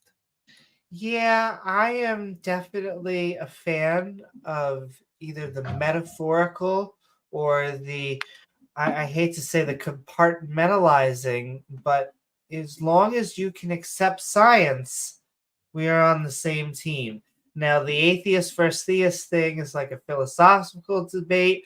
I think it bleeds into science, but it's the creationist, it is the fundamentalist who are, in essence, attacking our education system here, and they oftentimes export it around the world. Yeah, you have a in the US, it's particularly bad. You have a lot of people being vocal about what books you teach children in school. Here in Uruguay, pretty much since the inception of the country, we've been secular. and school is meant to be mandatory, secular, and free. So it's a very different way to approach the topic. But yeah, I'm pretty familiar with what the fundamentalists do and say. You And said which country you're from? Uruguay, Uruguay? yes. All right. I'm like learning slowly, piecing geography together. I've seen so many late night TV shows where the Americans cannot name any country. And so I like have ways that I have been memory piecing everything together. Yeah, it's a small country between Argentina and Brazil, South America. But yeah, Landlocked, here right? And see, Landlocked country. no, that's Paraguay. Okay.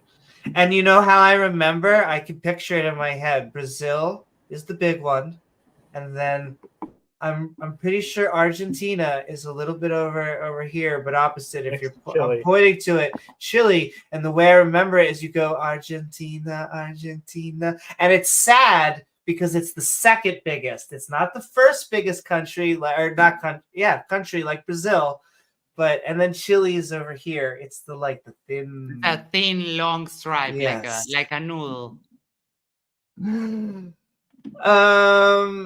Yes, but let me tell you, faith not good to have.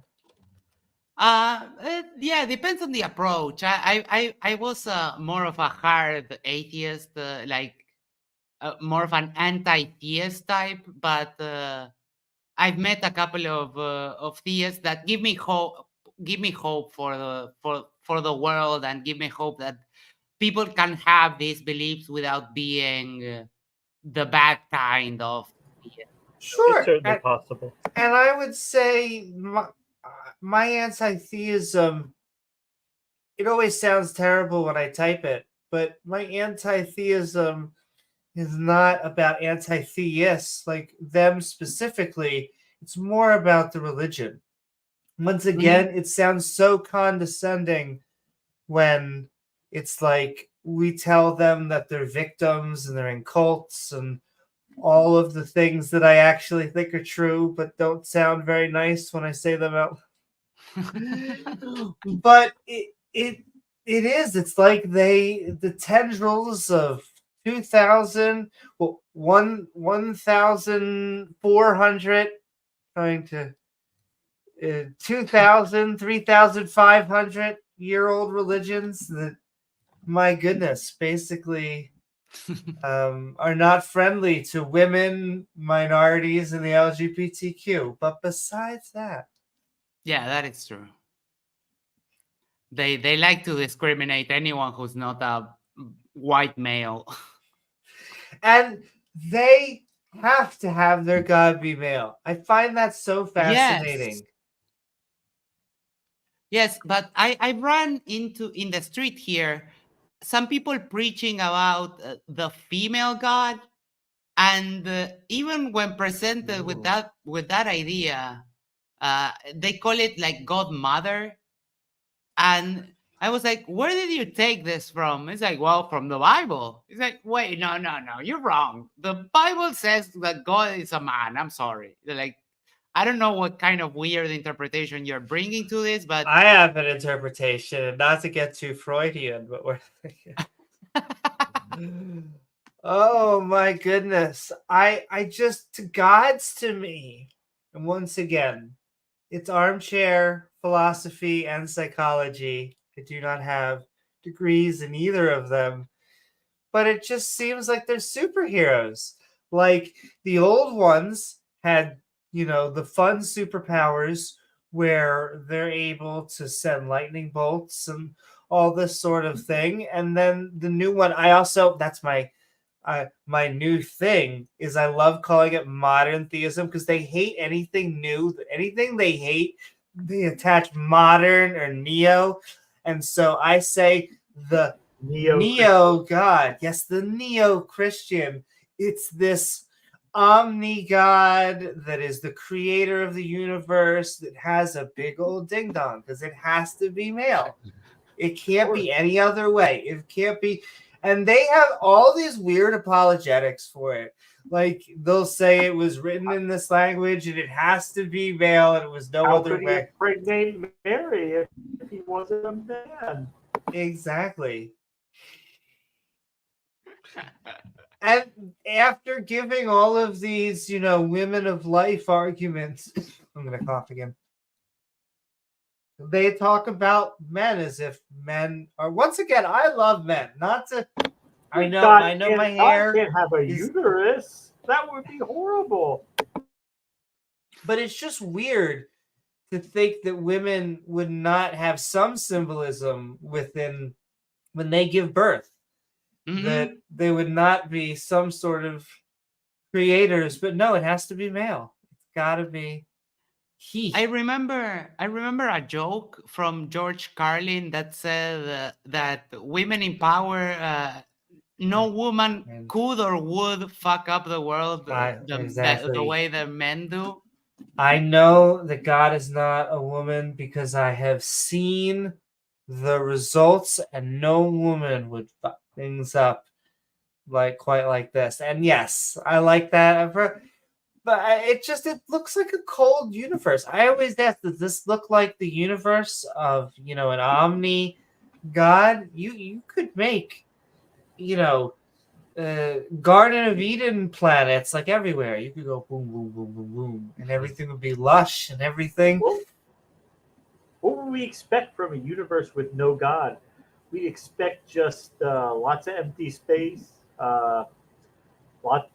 trillions and trillions of planets that we'll never ever get to see, in galaxies that we'll never get to visit. Yeah, what's all the point? And they're like, oh well, the Bible says on the heavens declare the glory of God. So really is it all these trillions of planets? Oh, they're for God's glory. Nobody's ever going to even see them. But they're here for us also. The creation is also for us, but we're never going to see it either, so it has no point. It's invisible, hiding. But we are going to bring in Robin. Oh, Robin is the best. Robin, what is up? We are midnight ranting on Faith is a Good Way to Be Wrong. Hope you are having a lovely night. And what are your thoughts? I totally agree. Well, it's like this. It's you can believe anything on faith.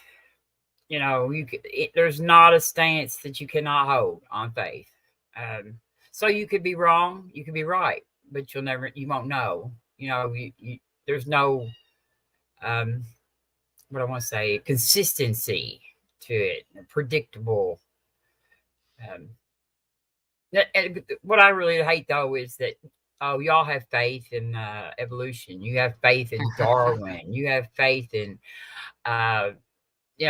or like you said, by your partner, and that's not really faith.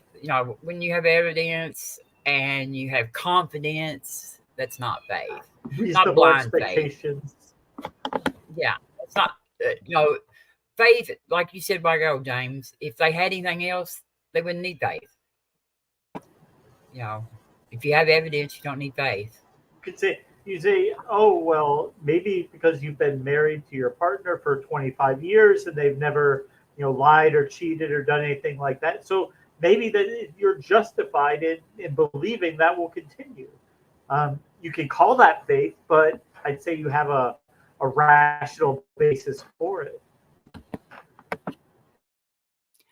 And the thing about having trust in science is that if new evidence comes up and the paradigm shifts, everyone is willing to change their mind and say, okay, yeah, we were wrong. They hate that. Now they hate that. Now this, yes, that's like, they don't like that science. But the age of the world, it changes sometimes.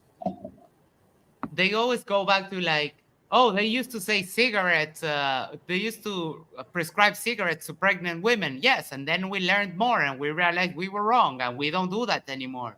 Oh yeah, but science has changed. Yeah, of course, that's the point. Yeah. There are things we believe today scientifically that 100 years from now we'll know are not true. Okay, but the thing is, we don't know which ones they are. But probably 99% of the things we believe today will still be true 100 years from now. Yeah, we might get more details. We might get more explanations. Maybe some theory like, I don't know, string theory. We realize that that is wrong, or quantum theory. We realize that our understanding today is not correct, but it was the best understanding we had at the moment, and that worked, and it causes us to continue searching forward. So I mean, it I, works. I don't know who the doctor who said it was. He said all models are wrong, but some are useful. And that's not to Yeah. say that all models are quote wrong. It's just that somewhere in there's probably something that might be tweaked, some data that might Incomplete. get a little bit better, right? That might get enhance our understanding of it, and but is it going to be completely turned on its head? And um, like you're not going to wake up tomorrow and science says, oh, the germ theory of disease is wrong. That is, diseases are not caused by. That's not going to happen. Okay, No. but we still We're not leave it gonna find open out for new discoveries, new information, how infections happen and spread, how diseases work and affect the body. That stuff is subject to learning more about. We're not And going to the find one, out that evolution's false, that we didn't evolve. I mean, we yeah. may find out something, a new mechanism that we haven't discovered yet that drives evolution. You know, that may not be just natural selection and mutations or whatever, but you know, I don't think they're not. I don't think it's ever going to be overturned that we evolved. I mean, No, no. yeah, there's too much evidence that we evolved. And what we can confidently say is that we're never going to have a situation where science will go like, oh yeah, religions were right, we were Yeah, wrong. yeah, yeah. They're not going to overturn It, any theory with religion. it's That's for it's sure. always the other way around. It's always Mhm. science doing the work, and then the religion they protest. They say no, it's not true. It's wrong. It's this. It's that. And then when they can't do that anymore, they modify that. They just make it work with the religion, and then they say, oh, I mean, we have no problem with that. Yeah, but like the round Earth. Yeah, there's no problem with that. That doesn't conflict with the Bible. Well, thousands of years ago, they were saying actually it does. But, Well, you a know, lot of people say it now.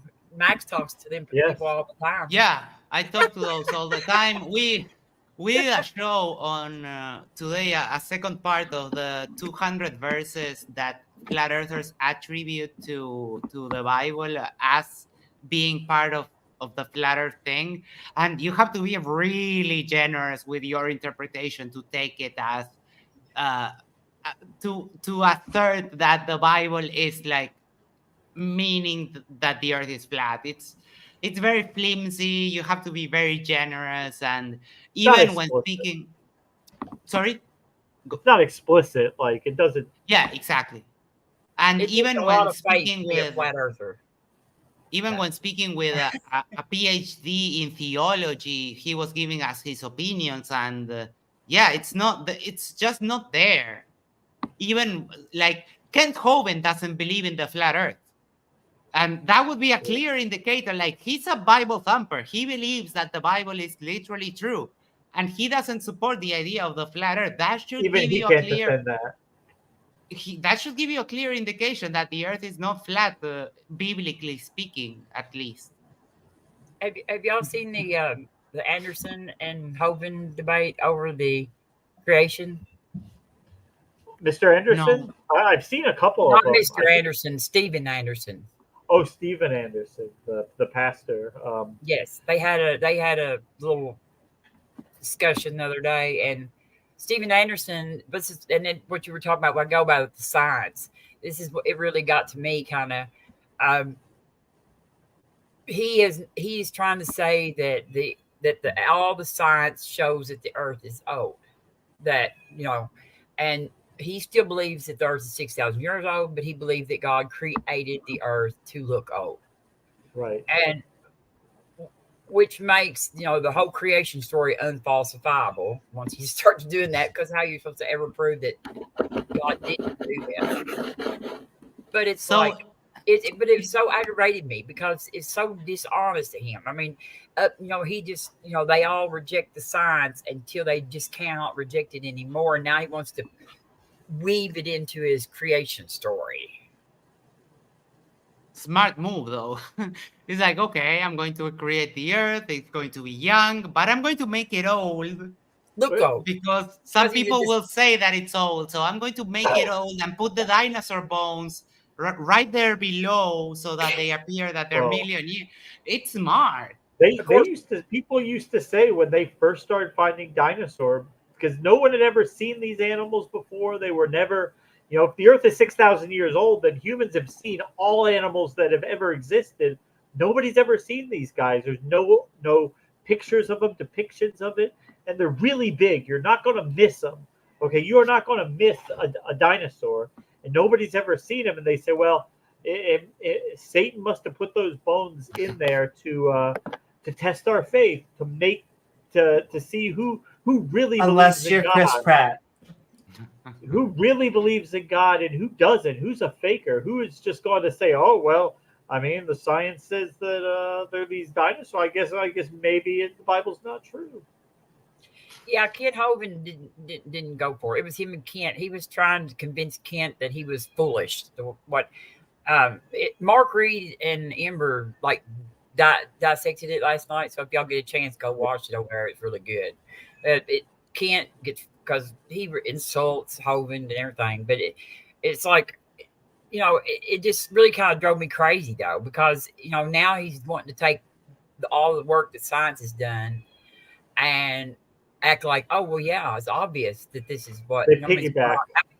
how many years have they spent fighting against every bit of the science to turn around and say, well, it's obvious that he made it look old. So this is what they do. Like, there's a verse in the Bible that says God stretches out the heavens. All right, and so all of a sudden, in the modern era, science does the work and finds out, hey, the universe is expanding. So what do the Christians do? They search through their Bible and they look for anything they can find that sort of says that. And then they say, oh, well, look, there you go. The Bible says it. God stretched out the heavens, therefore it's expanding. Well, the That's not Quran the same. has got all the scientific stuff in it, so it's Now, Yeah, Nadir argues for that all the time, but that's like a modern thing. It's not even a classical theological argument that the Quran is scientific. That's something out of the 20th century. yeah. Of the and now and the thing is that it takes away a lot of the text. It's not a scientific book. Neither nor the Bible nor the Quran or even the Torah are scientific in nature. They're religious texts. They're not meant to be taken with a scientific mind.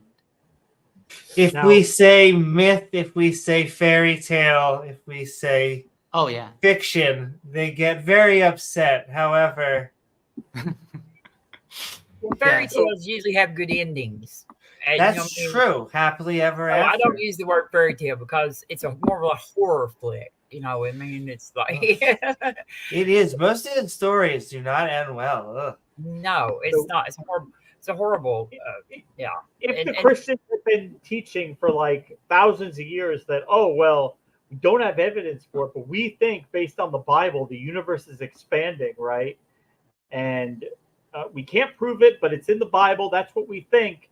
And then all of a sudden they find out that it was. They'd say, okay, the Bible made a prediction, a novel, testable prediction that it got right because we didn't know that before. But they never do that. They never do that. It's always science doing the work, and then they follow it and try to claim that they were there before science. They do nothing. They have Look. nothing to offer anybody. You were taking chemo and praying. I think we know who did the heavy lifting there. Thank you, prayer. Yes. Just go to the prayer study by what was the Templeton Foundation that did the prayer study. Yeah. That it worked about as good as chance. And Right. if you knew you were getting prayed for, you even did worse than chance. So I've asked on the MDD Discord, I'm a mod there, and I've asked people, okay, like you have such strong faith. Would you be willing to bet your life or maybe bet an arm on the fact that you're right if you're so sure? And they never say yes. They never say yes. Also, just a shout out to www.whywon'tgodhealamputees.com. I don't know why. No one seems to. no, but he's pretty good at finding car keys, and He is. yeah, I remember there was a guy that debated on MDD. He was debating demons or something like that. And he was saying that God can heal amputees, God can heal HIV and all these really nasty things. And I asked this guy in the after show, like, hey, would you be willing to bet your arm the fact that you're right? Like, would you cut it off and pray for it to grow back? And he said no. And I saw that as a victory. Yeah. It's like, okay, yeah, then you're not that faithful. I'm sorry. hey, they can cut HIV now. They can cut it out of the DNA. Ooh, Like scissors, like snip it out. Isn't that cool? And God, yes, it is. you know, faith didn't, look how many people have died from faith. We've had prayer for a long time, and how many people died from bacterial infections before the advent of antibiotics? And they had to wait. All of them had to die, most of them anyway, until we got to the modern era. We invented antibiotics. Now, most of them, they survive. They don't die. We always had prayer. But for some reason, they're going to give prayer like that's the primary, that's the best medicine is prayer. You supplement it by taking the antibiotics, right? I don't think, like, look how many children probably die every year just in the United States because their parents refuse to take them and get medical care. Like, in Idaho and in Utah and stuff, where the LDS and all those, they won't get them. There's places Blood transfusions. There's one place out there where there's a cemetery just full of children. That's religious exemption for vaccines, where you can refuse to vaccinate just on religious grounds, just because you don't believe in it. We had so many people protected by the blood of Jesus during the pandemic that they, and the miracle. The miracle there was reviving measles, for example. There's an outbreak of measles in Florida right now. Yes, because people don't get vaccinated, and it's like we had this figured out. We solved this problem. What are people doing? We eradicated it. We thought. Damn near. But Florida is it's a place. Yeah, it's a place. I'll tell you. Not going to Florida anytime soon. I live in Kentucky. That's bad enough. I hear you have good fried chicken down there. Yes, we do. Your mommy are down in Florida. We have good fried chicken. Oh. I like fried chicken, and Florida, unfortunately, because my parents are Jewish. It's like the weather is calling me. Though I feel like we're not going to have winters anymore. I keep on going back to that. And James, are we going to have a Florida? Like is that going to be? Eventually, it'll be. Give it 100 years, probably not. Florida probably won't be there. It'll be like covered up with water. Not. Yeah, most likely. I don't Kentucky will be a fantastic. You come out of the shower, you're dirty, you're sticky, you're wet, you're salty feeling. Meanwhile, Florida's disappeared, but what global warming? It's still got. It gets to a right nice chilly 65 degrees in winter still. So I don't know what they're talking about global warming. Yeah, that's okay. It's just warm in, what was it? It was January and February. We had flowers, but hey, that's natural. I saw it it was a few years ago. It was one day in I believe it was November, December. I saw the temperature in Alaska was 90 degrees Fahrenheit. 90 degrees in Alaska in the wintertime. Ridiculous. That's why Sarah Palin was wearing the swimsuit. Okay, see, I'm starting to put it Yeah. all together. That'll mess up that ice road trucking. Well, Remember when we thought she was crazy, she and could that see was the Russia- craziest it was going to be? She's Now trying to we're be a here. female version of Putin. You know, he goes That's it. around shirtless. But Hold she can't my do beer. That, so. I know. Hold my orange beer. Marjorie Taylor Greene and Boebert said, "Hold my Ugh. beer, Sarah Palin." Hopefully those people will be gone eventually. The Tea Party people, never will be. But whatever this thing is, this Well, I think lying Boebert's going to abomination. get beat, but I don't know about Marjorie Taylor Greene. I think that the people who in her district are actually like her. So, I mean, I think that she represents. Yeah, the people like her will probably stay around. The Tea But Party people, yeah. have the always problem been is around. that that kind of politician, it's you're exporting it. The new president of Argentina, right next to Uruguay, he's kind of like a Trump figure. He campaigned with a chainsaw because he was going to cut the leftist scourge, and he would go like and rev the chainsaw like. Oh, yeah. Everyone's got a shtick. I don't know why everyone needs a shtick. Yeah, that's it right there. Lovely, lovely. And he got president. He was made president. Yeah, he was made president, and he said he's going to close the central Well, see, there's bank, like and there's right Yeah. wing. I mean, there's a right, like a push right all over the I know, world. all these populists. It's just got. moves. I mean, it's a constant thing, and we just let it sneak up on us big time. Sort of, really. We were very comfortable. I know I was very comfortable. I didn't vote for a very long time. It's basically like I didn't notice until the house was on fire, and now that the house is on fire, I'm like, hey, with my like little cup of water, maybe we should do something. Yeah, they took their eyes off the prize. They took their eyes off of working class Americans making people's What's up, Pat? income inequality. They took their eyes off that, and they end up leaving people behind, unfortunately.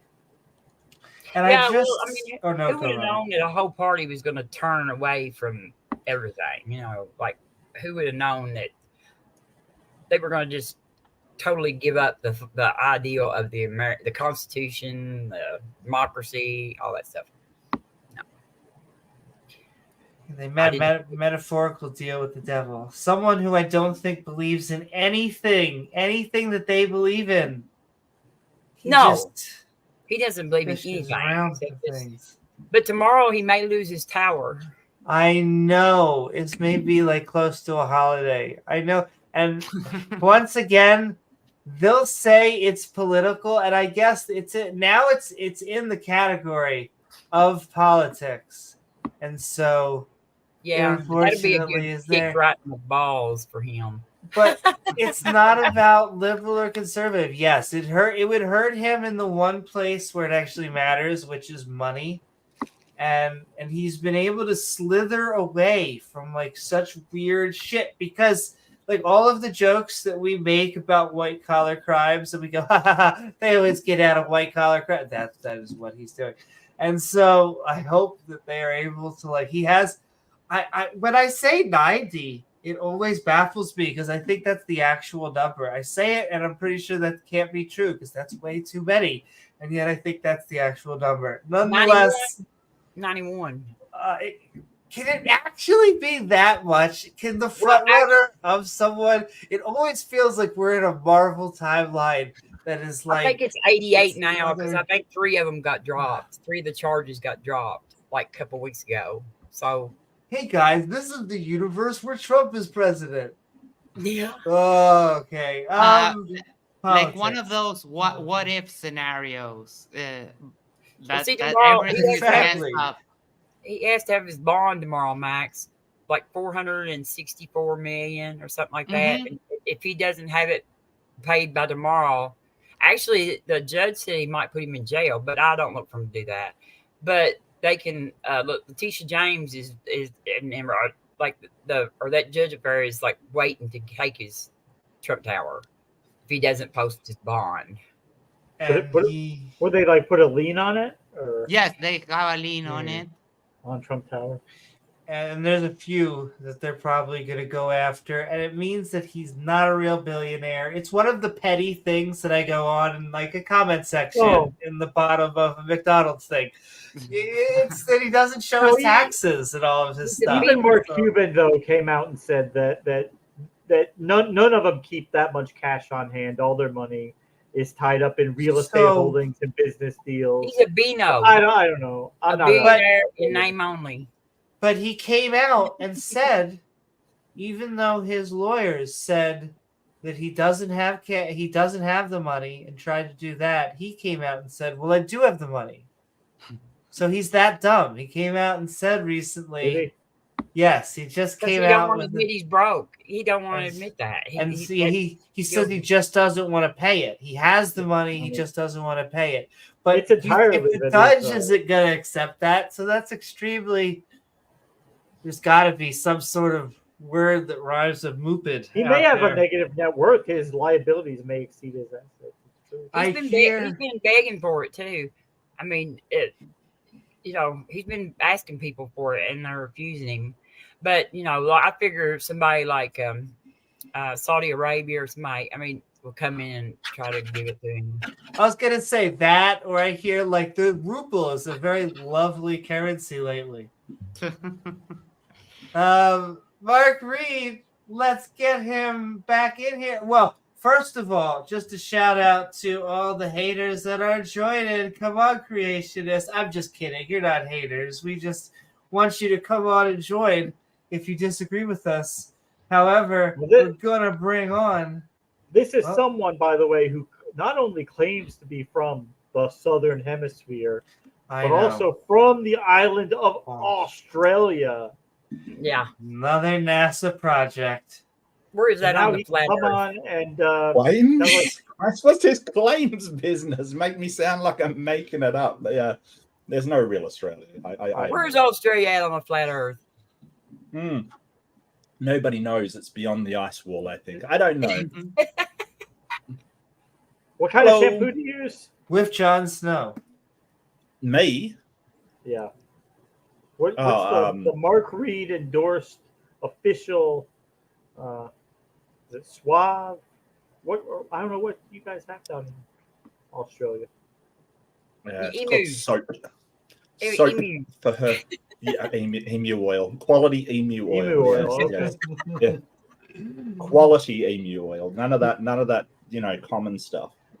How y'all doing? From peasants. We're doing good. Doing pretty good. In fact, the formal We Are Midnight Ranting on Faith is a Good Way to Be Wrong. What is up, Mark? How are you? And what are your thoughts? Yeah, I'm good. I've been really busy over the last few days, but yeah, really good. And it's so good to see Robin. Yeah, and so good to see Max, and so good to see you guys. I haven't seen you in ages. It feels like I was on like not that long ago, but about a week and a half ago. Yeah. Oh yeah. But yeah, faith is kind of. I feel like faith is a catalyst for confirmation bias. I feel like that with faith, you've got your conclusion that's given to you and sort of given to you as doctrine. So I know indoctrination gives a bad rap. It kind of is, but literally what they're doing is giving you doctrine to follow. It's literally indoctrination. And then having faith in it is essentially having that as the conclusion and then finding how to confirm that, or just believing it no matter what the evidence presented to you. So while you have something like the scientific methodologies, which is kind of look at the evidence of what's around you and follow that to the conclusion that it presents, even if it's a conclusion that you don't like, I feel like faith is sort of a way to ignore evidence or just sort of find the evidence that you want that only fits with that preconceived notion. I feel like I've often said that faith doesn't stop you from being wrong. It just makes you think you can't be wrong, which is a weird position for anyone to be in. This whole idea that I can't be right. There is no way I can be wrong about anything. is a sort of weird position to be in, because we can always be wrong about stuff. It's just that, we don't think that we're wrong. But I think that you have to, as an honest person, you have to at least say, well, I don't think I'm wrong, but that it is possible that I am wrong if I'm shown the evidence to change my mind. Whereas faith is like, no, I cannot be wrong, no matter what evidence is presented to me. I'm sure there are things I believe in right now that are wrong. That Sure. that if I were to see evidence of it, I'd be willing to consider and change my viewpoint. But you have to be at least aware that you are fallible, that you are capable of being wrong. Hey, Eric. Well, sorry, go ahead, Robin. I don't mean to interrupt. I just said, hey, Eric. I was waving to Eric. Yeah, Eric's awesome. Skeptics and Scoundrels, catch it. Great show. Eric's What's fantastic. up, skeptics? So faith and the definition of faith varies from person to person, which is why I'm kind of speaking loosely. But somebody once pointed out that the definition in the Bible, which is usually when we run into this idea of, oh, my faith is the thing, it's sort of the evidences of things unseen. What is it? It's the evidence I of have things it unseen. written down. And My goodness. yeah, please. The faith Substance. is the substance of things hoped for, the evidence of things not seen. I know I saw Robin was on the tip of her tongue too. So here's the interesting thing, and this was pointed out by a creationist, that that's a paradox, because there's no substance to things hoped for. It's immaterial. It doesn't have substance. And things unseen, you can't have evidence of. So things unobserved, basically, things that you can't observe, don't have evidence behind them. So it's kind of like a contradiction in terms, that you're saying, hey, it's the married bachelor. It's it's basically a nonsensical statement to me, because you're basically saying, have evidence without observing it, and have substance without it being anything, which is I so think that's weird. intentional. I think they know that, and they're just trying to push the envelope, I think part of the appeal is that it's almost paradoxical, but well, that's how he described it. He said it's a paradox, and it's like, but that doesn't strengthen that as a way to find the truth, right? The fact that it's paradoxical doesn't make it more reliable; it makes it less reliable. So, it was very interesting that he was pointing that out. like you saw Ken Hope in the debate, he even pulled up Pascal's wager, which is to say, oh well, if you guys are right, well, I've lost nothing. I've had a good life. I'm happy. But if you guys are wrong, well, then you guys are in big trouble. Unless it's the goddess is who's real, Sure. not the god, not God. You know what I mean? Because a goddess would definitely not like Ken Hovind. Probably not, no. In fact, he was judged by a jury of his peers. It was kind of like peer review. The Pascal wager thing doesn't work on me, because I am actually more afraid of the idea of heaven than of the idea of hell. I know I can take torture, but eternal boredom, I don't know if I can take that. But no, Max, God will make it so that you love it. He'll just make it so that you're a mindless zombie and you love every second. That's what they say, but it has never taken me more than 3 questions to get to things that I would want to do that people would definitely say, oh no, you can't have that in heaven. No. Well, spending eternity with evangelicals is not the flex that they think it is, anyway. Yeah, and being sort of obedient under God's rules, unable to break any rule, is not the sort of. It's free will, though, Mark. It's free will. Yeah. And here's the thing: Pascal's wager, if you look at it through game theory, it has massive problems. Like, for instance, if the idea is, and the logic is, if the reward is infinitely good, and that makes the probability, whatever the probability, irrelevant. If you follow that chain of logic, then if I say, hey, Max, I'm going to promise you infinite rewards after you die if you give me all of your money, then if you follow that, if you want to be intellectually consistent, you should follow through on that. Because even if the percentage of that being true is 0.0000 infinite to 1, but I'm promising infinite reward, then Pascal's wager should still hold true.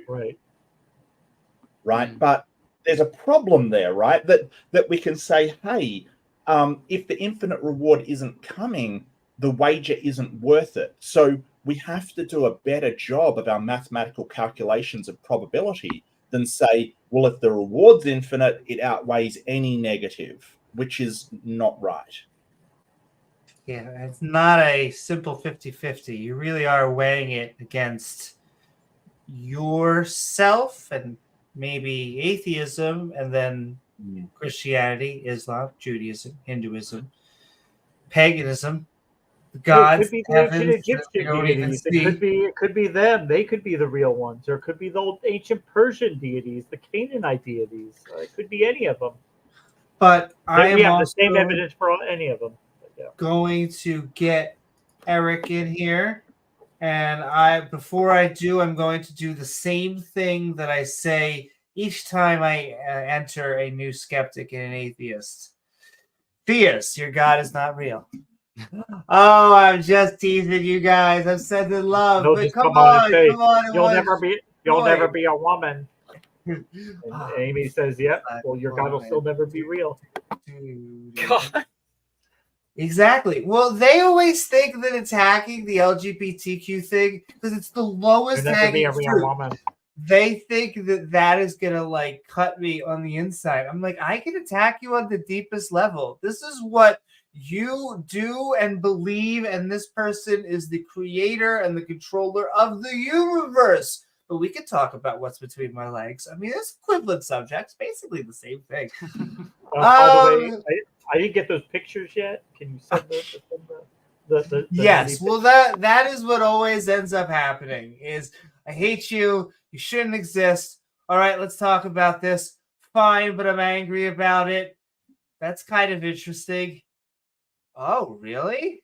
And then the eventual both breast and D pics all at once. Anyway, what were we talking about? Midnight ranting. We are talking faith is a good way to be wrong. We are talking to Eric. What is up? Welcome.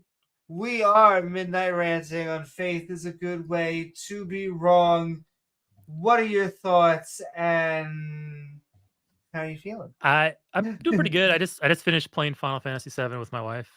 She went to bed. Really? Yeah. Can I ask for the first time or the millionth time? Man, this is probably 5 or 6. I mean, this is Rebirth. This is the new one that came out on Millionth PS5. time. Okay. But I've played it multiple times on PS1, and I'm a huge fan. Yes. I got fond memories of what was it, 1997 came out. 15-year-old me sitting there on my bed with a little tiny like 8-inch TV on my PS1 and just playing into the wee hours of the morning. Yeah, good stuff. But yeah, so on Faith. Thank you, Amy. So yeah. So Faith. So yeah, Hebrews 1:1. You know, it reads. I heard you guys were talking about it earlier. Faith in action. It's now faith is confidence in what we hope for, and assurance about what we do not see. And I'm sure Bible scholars and people who actually know the Hebrew behind it will tear me to shreds on this. But if you think about how evidentiary standards back then, they didn't have science, they didn't have the technological tools that we have today in order to, you know, peer into the secrets of the universe. They really only had their eyes and what other people told them. Those are pretty much the only two things that they had to experience reality with. And that was basically your primary source of evidence. So it really strikes me that it's basically saying that now faith is confident in what we hope for and assurance about what we have not been evidenced. And there's another translation that basically says evidence about things that are not seen. which can be, you can fudge that into evidence of things not evidenced. It is literally telling you believe despite having nothing to back it up. And that's a surefire Believe it way anyway. to believe it anyway. Who cares what you don't have? Who cares what's working against you? Just believe. And yeah, that's counterproductive. It's dangerous. It locks you out from truly finding the real answers. Because can you imagine if somebody said, "Hey, why does time? I'm sorry. Why does light lens around stars? Who knows? Is God's doing?" Einstein came by and said, "No, that's theory of relativity, and that's gravitational lensing and such." Like those types of having faith it's a thought stopper. It stops you from finding the real truth, and that's kind of what gets my goat about it. When somebody says faith, they basically said, I give up finding the real answer. I just believe what I prefer to believe. It's like you're plugging in an answer, and now you can't actually search for it because you think you found it. It really is. Why would you? If you search for it, then you really didn't have faith, did you, Amy? It really is. It really is ultimately an argument for incredulity. Is basically saying that I can't imagine what a real answer is, so I'm just going to plug in whatever I want on my own. Yeah, it's like it is such a thought stopper, because when somebody says, "I just simply have faith," when you're having a conversation with that person, you're really trying to drill down into why they believe, and then they finally hit that faith bedrock.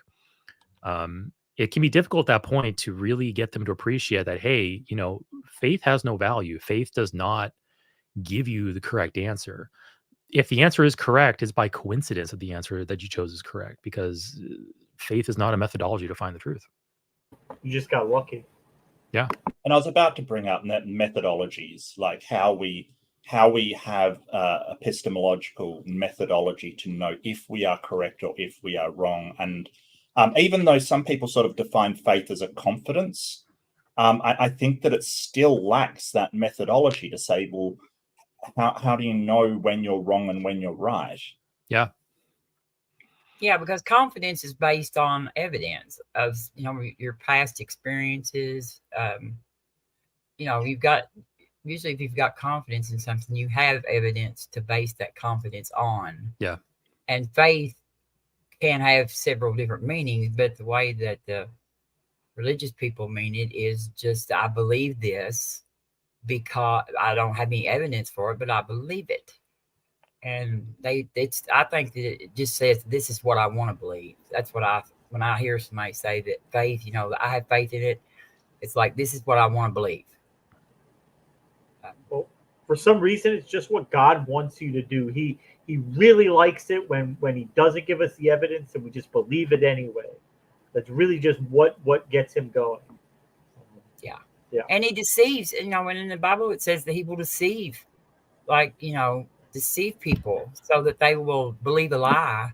Yes, that's yeah. Second Thessalonians, I believe. The strong delusion, So he's going to make people believe something that they would not have otherwise believed, so he can punish them for believing it. Yeah. The only evidence he's going to give you is evidence for a lie, and not evidence for the truth.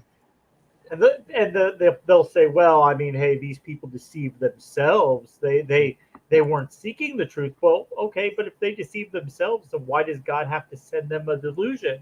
They're already deluded. They did it themselves. Why does God have to step in and add to it? It's just like the issue with the Pharaoh and the hardening the heart all those times. If the Pharaoh wasn't going to let him go no matter what, why did God have to step in and intervene and harden his heart? The only reason he would do that is if maybe the Pharaoh would have let him go. Maybe he would have listened to him. But God didn't want that, because God was having a good time raining death and destruction down on the people of Egypt. Flexing, Yeah. Take the plague and take one more. Yes, but stopping a pedophile is too much messing with somebody else's free will. Free will, yeah. Yeah, free will, yeah. Why do we have people who have those urges and attractions? Why would God wire the human brain so that these type of mental disorders are even present? Why did he even do that? If it wasn't for just faith, so that other people can be victimized. they also have outs every time that, free will is inconvenient. So you're telling me that God drowned all the babies, not just like a baby, half the babies, all the babies. Literally, Yeah. literally every single one. God drowned. And all But the that's bunny okay. rabbits too, Amy? Did he drown all the bunny rabbits? And did he drown all the puppies? Everything. Yeah. Dinosaurs, Everything. the dinosaurs, the Uh-huh. giants, the Nephilims. What I'm more pissed off is about drowning the kittens. He had no right. He had no right to do that. Everything else, I don't care. But the fish Well, get I off mean, free. you could sort of say, hey, they're all evil and stuff. But the real weird one is Exodus, where he kills the firstborn of every person, including slaves, and it's sort of like, wait a second, what did they do? Like, it's not like the slave, The like animals your too. average Egyptian slave. Well, yeah, the animals, but I mean, like the Egyptian slaves didn't decide to keep the Hebrew people there. Surely they couldn't have, stormed to the palace and made the Pharaoh let them go. What did they do? Well, God of the Bible does not blush at collateral damage. He doesn't care. Well, No. yeah, Like, obviously. No. Yeah. No. well, it's the same with all the other plagues. Most 99% of the people of Egypt who were suffering had no say over the political status of the Hebrews, which we know they Right. weren't there. But taking the story at face value, they didn't have any say on whether the Hebrews got let go or not. But God was content to punish them just the same. It definitely requires faith to believe this crap. It does. Well, it's like- Statement never made it. I believe you. I believe you. Absolutely. We Like have. last night when we was. Oh, sorry, Amy. Oh no! So Robin is going to be our last statement because I don't want to cut you off. But when she says her last statement, then I am going to cut everyone off. All I right. forgot. I forgot now. So go ahead.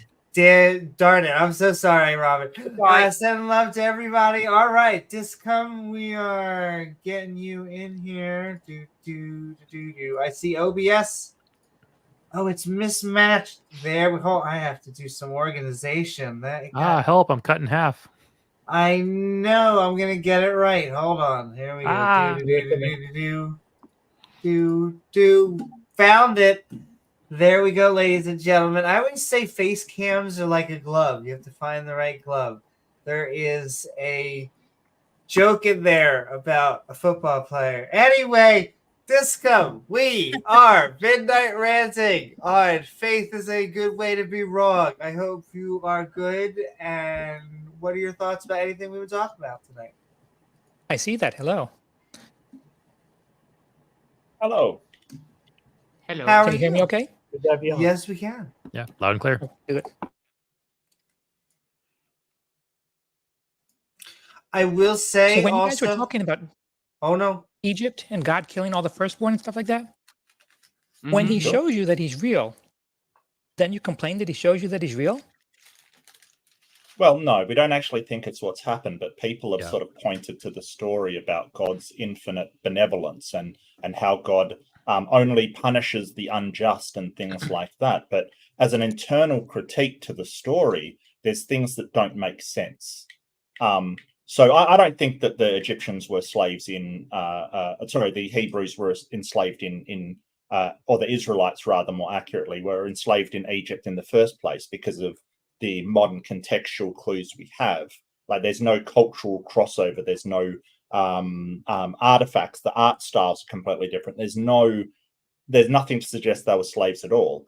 But as an internal critique to the story, I mean, I can give an internal critique to a movie and say, hey, there's a plot hole here, because the hero, just say Batman is supposed to not kill anybody, but all these people died. It doesn't mean I think Batman's real. I'm saying that story has an internal inconsistency.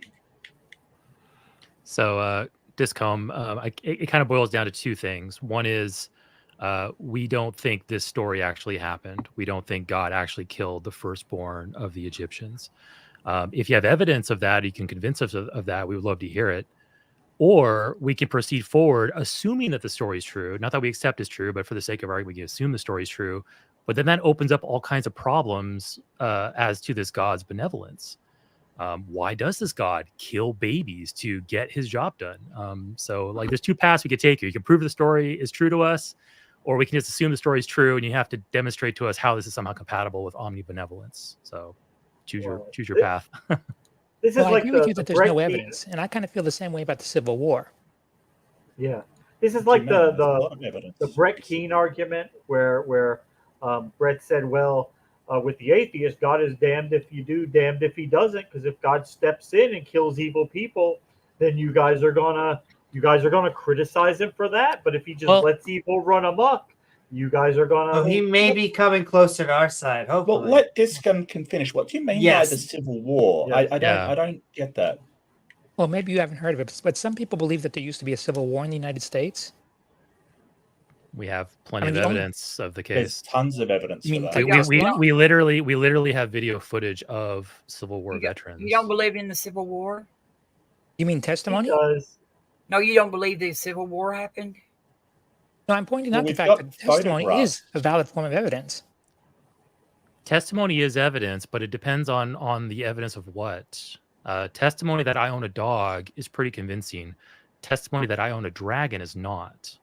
So testimony that a civil war occurred in a country is perfectly fine. Testimony that God killed every single firstborn of an entire nation, that's something completely different. So testimony doesn't cut it in that case. I agree it's more And rare plus- an event. Yeah. And plus, That's why whose they attribute it to testimony? God. Yeah. Whose testimony, by the way? Because we don't know who wrote the Bible. Well, there's good evidence that Moses wrote the first 5 books of the Bible. Actually, it's good evidence that Moses didn't exist. What is it? What's the evidence? Yeah. Moses. What's the evidence for Moses? We accept Well, there's that it is most commonly accepted among Christians that Moses wrote the first 5 books of the Bible, but what actual evidence backs that statement up? The literary evidence. That's what it says. It claims to be. There's no reason for you to believe it's not. What literary evidence claims that and supports it? Well, the book itself. It says it's authored by Moses. How Don't do you you see that as a circular argument? Yeah. Well, I mean, I could say the same thing about any book. So did Moses write about his own death? No, probably not. Okay, but that's in the first 5 books of the Bible, right? Right. There are obviously other people fill that in. Oh, okay. So now it's gone from Moses wrote the first 5 books of the Bible to Moses and other folks wrote the That's 5. right. Okay. So how do you know it's not just other folks wrote it and Moses is just an invention of those people? I mean, the same way you are going to take anybody's testimony for it. At a certain point, you just have to believe what someone says or not believe what they say. No, We I don't know that Moses said this. Yeah. Have you ever listened to any scholars on the Bible? Not too much. So you're just going. I have seen archaeological. You can watch them. You can go and look at like the Jericho.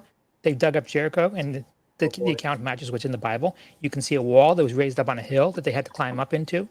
You can see the direction that the wall fell down. Do you Just listen to Ron because one Wyatt? thing, well, just I don't because know what Ron Wyatt is. and just because one thing's in the Bible, like just say you have, Jerusalem's in the Bible or Judea's in the Bible, it doesn't mean that all of the events are true. Like, you can. There's an analogy with, well, Spider-Man lives in New York. New York's we know is real, but that doesn't mean Spider-Man's real. Like, we're not saying that none of these places existed or were cities in the past. We're saying that there are a lot of claims of supernatural things that we can't see if they actually happened or whether it's invention of somebody, because the only claim that we have that Moses wrote the Old Testament or the first 5 books of the Old Testament is the books themselves. And that's not enough. And to kind of jump onto that dog pile too, we're talking about whether Moses wrote the first 5 books of the Bible or not. And now you're appealing to Joshua and the story of Jericho, which is the 6th book of the Bible. So we're already outside of the scope of our initial discussion. So I could grant that Joshua was written by Joshua, or I believe that's the case, and that everything in Joshua is true. And that tells us nothing about the first 5 books of the Bible and whether Moses wrote those. So you already kind of jumped outside of the scope of our conversation with that statement. Well, my point wasn't exactly specifically that Moses wrote the first 5 books of the Bible. I'm just saying that they were authored by somebody. That we know. Obviously, yeah. I mean, books are written by Yeah. somebody. I agree. There seems So- to be a coherent system with the books of the Bible. Now that would be crazy if it wasn't. We're like, wow, this was written by nobody. That Yeah. would be Well, and impressive. plus the Bible was kind of curated Yeah. over many years. It is Um, redacted. But you know what? Let's just roll with it. Let's just say, okay, yeah, the Bible is coherent. Can a book be coherent and still say false things? Yes.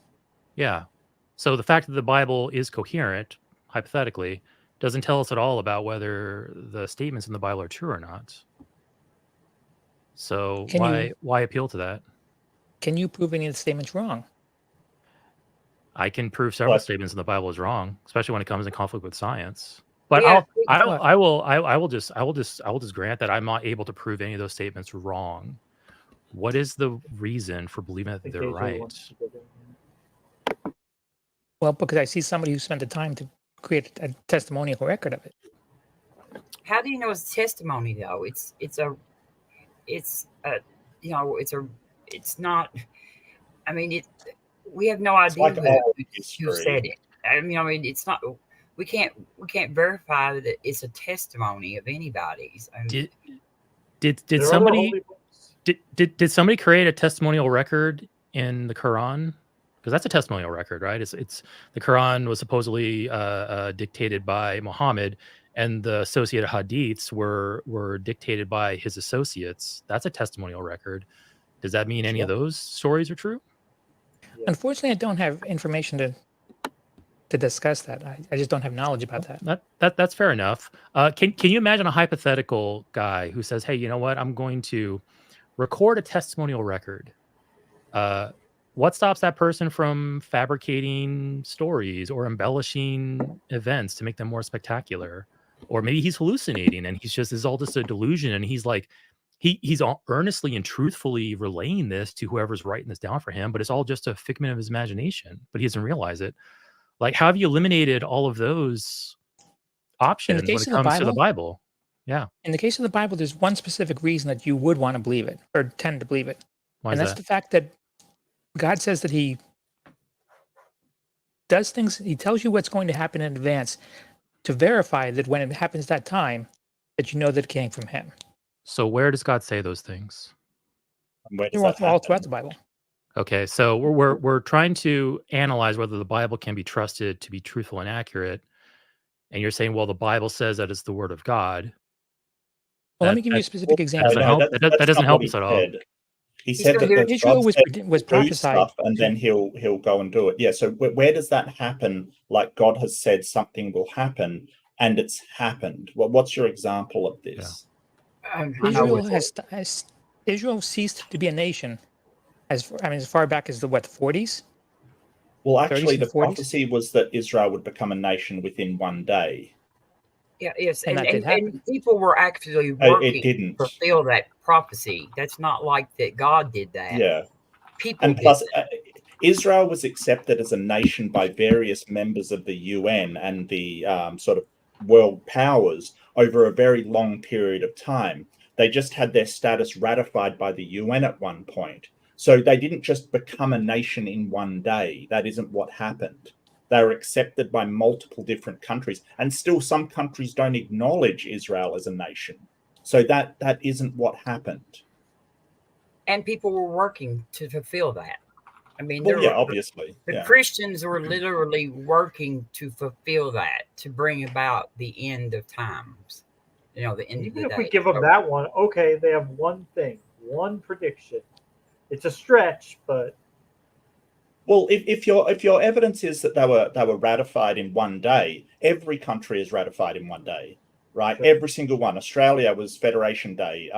America was independent. You know, there's always going to be one day when they're ratified. So that isn't really a prediction. Plus, as I Robin says, remember. people- I remember our Independence Day. That was when Will Smith was in the spaceship, and he Oh yeah, yeah. that was yeah. It's the Download alien. the virus. Yeah. That's a guilty pleasure Yeah. of You mine, guys by know the what the way. Septuagint A virus. Yeah. I'm sorry. Jeff Goldblum. Do you know what the Septuagint is? Yes. Yeah, it's the Greek copy of the Old Testament. Right. Yeah. It was made 300 years before Jesus is recorded time on earth, right? Yes. There is one genealogy that exists in the world from Adam to Jesus. That was translated, locked in stone, 300 years before Jesus was born. Who But was Adam and Jesus' Eve weren't father? real. Could the Who's- manuscripts that the Septuagint was translated from be wrong? If I give you that, that still doesn't explain the fact that where this one genealogy came from. It's a simple question. Can those manuscripts be wrong? Is it possible? Yes. Okay. So we now have a situation where we have the Septuagint, which is the Greek translation of the Hebrew scriptures, and we have now opened the possibility that those scriptures could be wrong. How do we determine whether those statements in those scriptures are true or not? And we can even, I'm sorry, we can even focus on the genealogy that you want to talk about. How do we know the genealogy? The rarity of the genealogy. Do you know your great great great grandfather's name? I could probably look it up if I wanted to. Yeah, sure. Let's say yes, I know it. Okay. Could you go back 10 generations? Likely not. Lower probability, but maybe I And could. I might and be able to find everybody it. could write. Most of them could probably write. Yeah. Which is A not good anything. bet is that Genghis was- Khan, to be honest with you. Yeah. Yeah, that's good. That's a good point. Yeah, most people would go back to Genghis Khan. Yeah. The point is that you have thousands of years of one genealogy pointing to one birth, and it was locked in stone.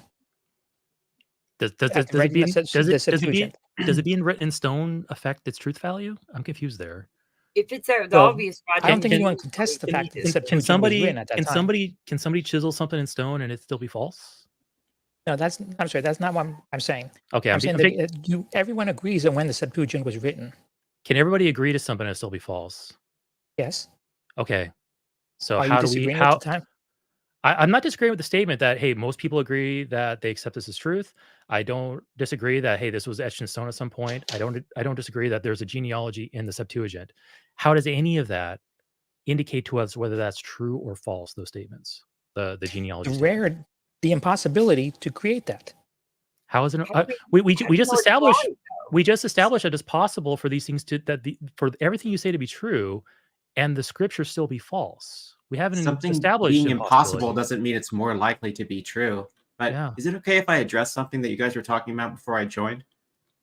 Yes. I just want to read something off of Wikipedia article about Mosaic authorship. So it says the books of the Torah do not name any author, as authorship was not considered important by the society that produced them. And it was only after the Jews came into intense contact with author-centric Hellenistic culture in the late Second Temple period that rabbis began to find authors for their scriptures. So there was a time when they didn't say that Moses wrote the books, and then that changed. Considering that we don't know who exactly wrote the Gospels, and those are much more recent than the Hebrew scriptures, and more important. And more important, is much more central to Christianity. And I'm assuming, Discombe, I'm assuming you're Christian. Correct me if I'm wrong. But the fact that we don't have authored copies of the Gospels and we can't conclusively determine who wrote them is going to be far less likely that we can determine who actually wrote the older of the books of the Bible, like in the Torah and the old Hebrew scriptures. So I guess you don't call myself a Christian. I know. If you're not a Christian, that's fine. I mean, I'm just, like I said, I was assuming, but correct me if I'm wrong. Do you think that Christ rose from the dead and died for our sins? Yes. Okay. Yes. So do you worship Christ or worship God of the Christ? Yes. Okay. So I guess I'll be safe to call you a Christian then, unless you object to that. Most people would think that I'm a Christian. It's just that I think Christians get a lot of things very, very wrong. Sure. Yeah. I'm the most general of Christians. I'm not like denominational. I'm not pegging. Yeah. I'm not pegging you to denomination. My most general definition of Christian is somebody who worships and accepts Christ as their Lord and Savior and died for their sins and all that kind of stuff. So to catch back up to what you guys were talking about, if you want to talk about genealogies in the Bible, the biblical patriarchs, their genealogies say that they were living to be over 900 years old. Yeah. I mean, that's a stumbling block for me where I feel like I can't trust that. And that's what a lot of, I'm not saying you're a young earther, but that's what young earth creationists base the age of the universe on, which I don't understand that. Yeah, no, I don't understand that either. I guess Discombe, let me ask you this then. So obviously you believe that the genealogy in the Bible is true. And you probably attribute that to, okay, this was God directed, God inspired the writers, and this is all true. For a moment, just imagine, just for a moment, that that's actually a false conclusion. That's not the case. What would be the next explanation that you could maybe come up with as to why these people wrote about these things? Because they saw them. Because That's they the saw most them? That's the most straightforward. So you think that Moses example. saw Adam and Eve? Because these books are describing genealogies, right? So obviously, like, Okay. I've never witnessed my great grandfather. Right. Doesn't stop me about writing about him. Doesn't stop me about creating a genealogy, maybe filling in the blanks and all that kind of stuff. But my question is, if it is not true that a God directed this, and the genealogy is not true, what's your second best explanation for it? Just maybe I just can for a moment. rephrase the question. So obviously they didn't write down everything they saw, right? So how did they pick and choose what was important to write about That's a good from what question. they saw? Well, that was their own decision. I mean, I can't tell you. I can't answer that. Can you I mean, guess? I mean, I can guess. I can guess a few reasons why people write this kind of stuff. Well, as records, like Josephus wrote tons and tons of records. Sure. Yeah. Maybe record keeping. Maybe it feels better to have some records better than none.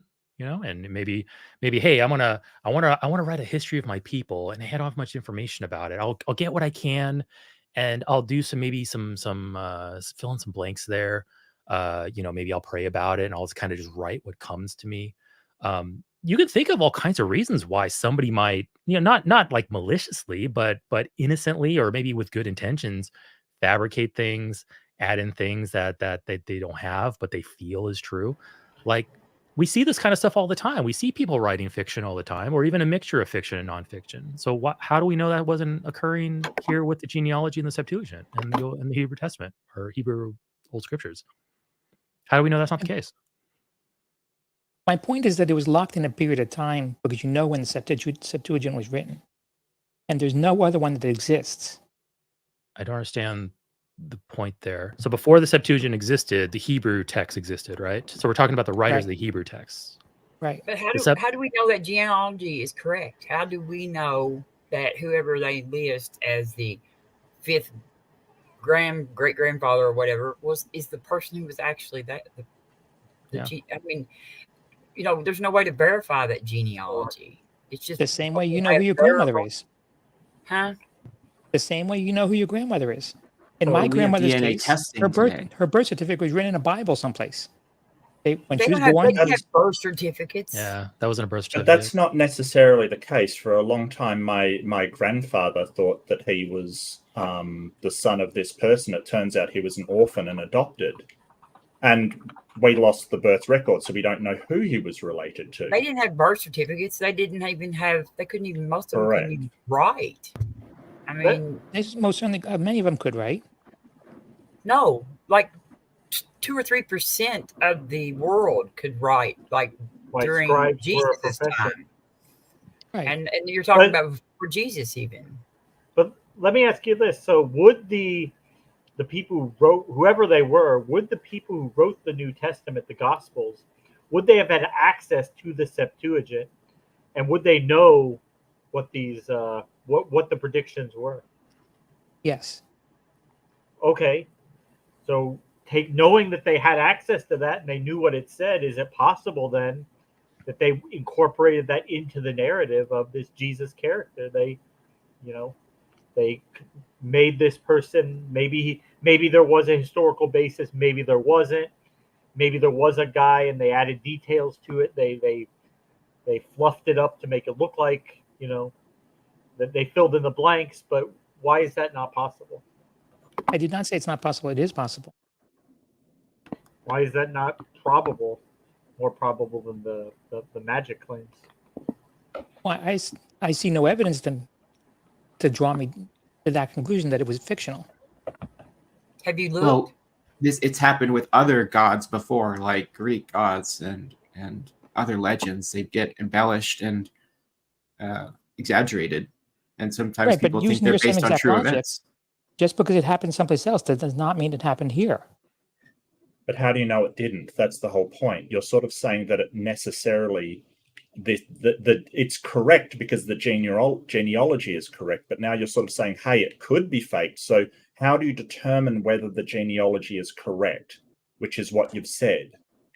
No, I'm not saying that. I do not believe that it is fake. The question was, is Yes, it I understand that. theoretically Yeah. possible? We're asking you about why you don't believe that it is fake. Because I see no evidence that it's fake. I Do you see think evidence that that So it's are real. you so Discombe, are you basically taking the default position that what you hear is true before it's disproven to you by some other means? I would have to see something. That was a yes. That was a yes or no question. Do you take the default position that a proposition is true, and then wait for it to be falsified? For the most part. Okay. What about with the Quran? So Discombe, if I told you, hey, if you sent me $1,000, I'll then send you $10,000. Would you trust me and then send me $1,000, hoping I'll send you 10,000 back? See, in that particular case, I've seen enough evidence of things that go on scam-wise to count that as evidence. You don't know anything about about Discombe. Just because it happened in those scams doesn't mean it'll happen here. You don't know anything about me. Right. You don't know whether I'm truthful or not. This is the first time we've ever talked before. Is your default position that what I'm saying is true or not? until I see something that leads me to believe that it's not. So you would accept that I'm telling the truth until you are proven that that you're wrong. You would accept my proposition that, hey, you send me $1,000 and then I'll send you 10,000 back. Is that what I'm hearing? No, because a certain amount of common sense presents evidence that this is not normally the case. Okay, so you just appealed to common sense. Why does common sense come into play here? What is it about common sense telling you not to trust me? Because of the observation of what people are like. Okay, so let's apply that now to the biblical writers. The people. Right? Why does your observation about me as a person not apply to them as people? Because do you think the biblical writers had an agenda? Do you think maybe the biblical writers were trying to advance their religion? Do you think maybe they were insecure people, ignorant, struggling to explain things around them, so they maybe just wrote things to make themselves feel better? Like, don't you I think don't those see are any all? reason to believe that. But aren't all those distinct possibilities? So why do you trust When you say them? possibility, Why do you trust them, people you never met that are long dead, over somebody here that's in front of you alive and talking to you right now? Why do you trust them over me?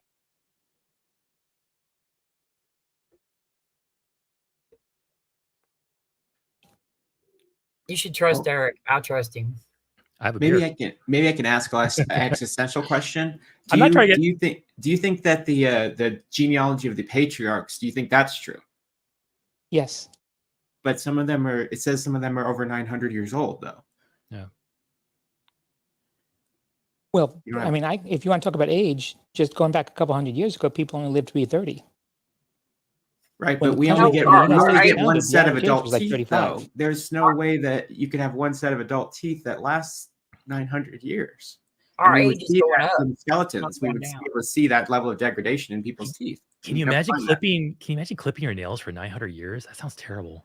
Well, Atheist Junior, maybe God designed it so that at every 150 years you got a new set of teeth. You never know. You said that before. Well, That's that would I'm have been ready a nice for mine. design. that's a well, Ken I Hovind think system.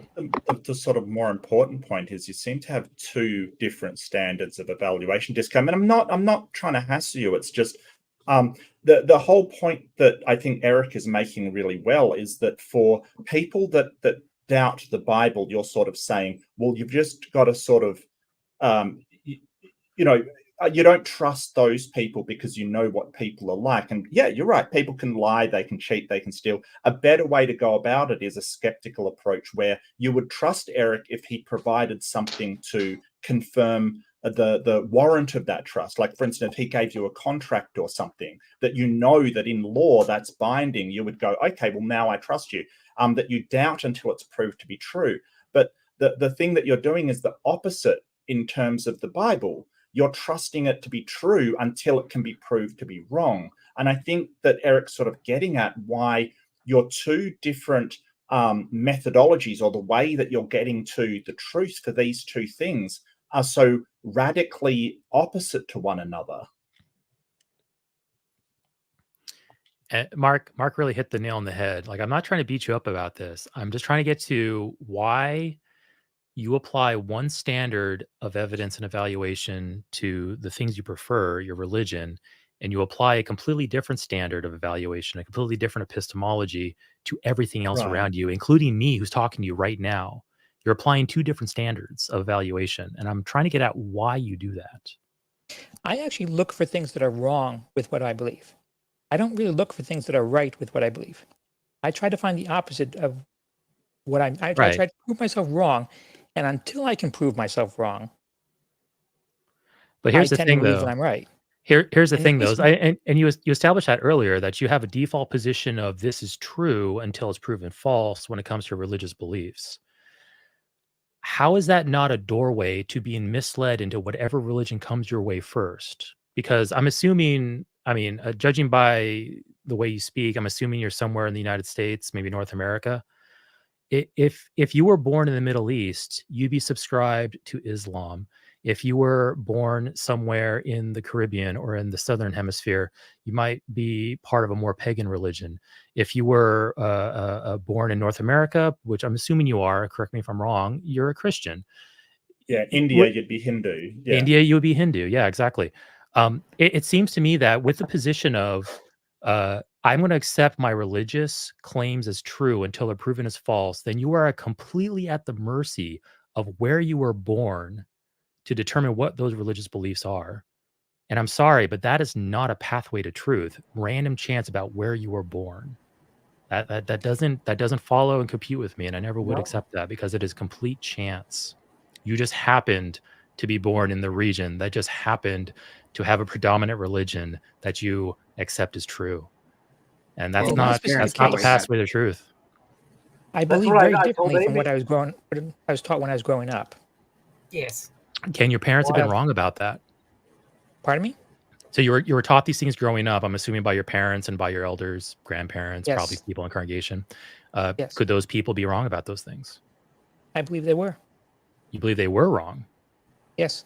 He's Okay. saying his beliefs differ from when he was younger. Oh, your beliefs differ from them. Okay. All right. Right. So then, How'd you so find then, out they were wrong? so then how find did- out how- they were wrong? yeah, how did you find out they were wrong? And then how did you choose your new beliefs? By Were they studying. Christian? Yes, they were Christian. Okay, so you basically kept the core tenets of Christianity, but just kind of changed up some of the minor details into a different Christianity. Is that it? I don't even call myself a Christian anymore, but yes. Well, you believe in You are. Christ. You are Yeah. a Christian by Unless- definition. You are. by any I- other name. Yeah, I don't want to thrust a Well, label it's- on you. Yeah, I don't want it's to thrust really a label on you. unimportant. Yeah, I don't You're want to thrust a still label on you. theist, so you Well, still believe in yeah. a god. That's okay. Yeah, Yes. but Yeah. in the most general definition of Christian, just the basic basis of it, you accept Christ died and resurrected for your sins. If you accept that, in my book, you're a Christian. If you want to dispute that, that's fine. But in the most general sense, you're a Christian. So you were born in a Christian society. You looked at some of the details and said, I'm going to reevaluate some of these details, but that core proposition still stayed there and stayed intact, and that's Christ died and resurrected for your sins.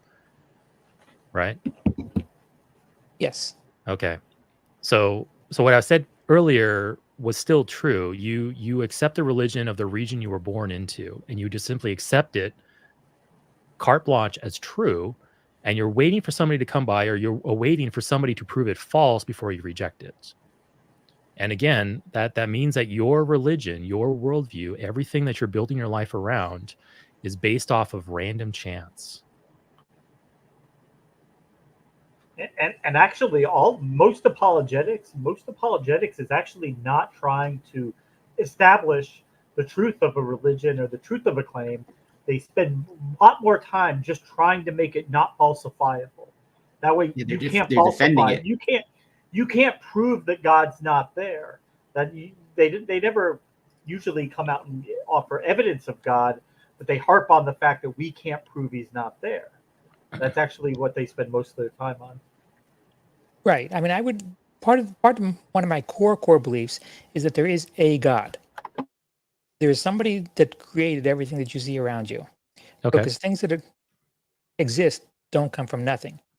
You're going to have a very hard time telling me that there was nothing and it exploded, and then you have everything Oh, there here. it We is. we There it could. is. So well, here's the yeah, thing. Let's it's let's fine. let's let's focus on the Christianity. Let's just simply say that okay, we'll let you have that. The reasoning somehow The is explosion. correct on that. So you're at that point you're now a deist. Okay, so you think Yes. that a God exists, but Yes. let's just simply say that we don't know what God that is. Just for the sake of argument, we'll just roll with that. Yes. How do you make the jump from that to Christianity? Because that's a big leap. To But one of the Jesus, things is that there's predictions in the Bible that seem to have been come true. There's no other book that I have found. Can you give that us your best has example that. of that? Can you give us your best example of a prediction in the Bible that turned out to be true? We did Well, there's give like the Israel 66. one. I gave you the Israel one before. I gave you the genealogy one before. Well, so there's some 60.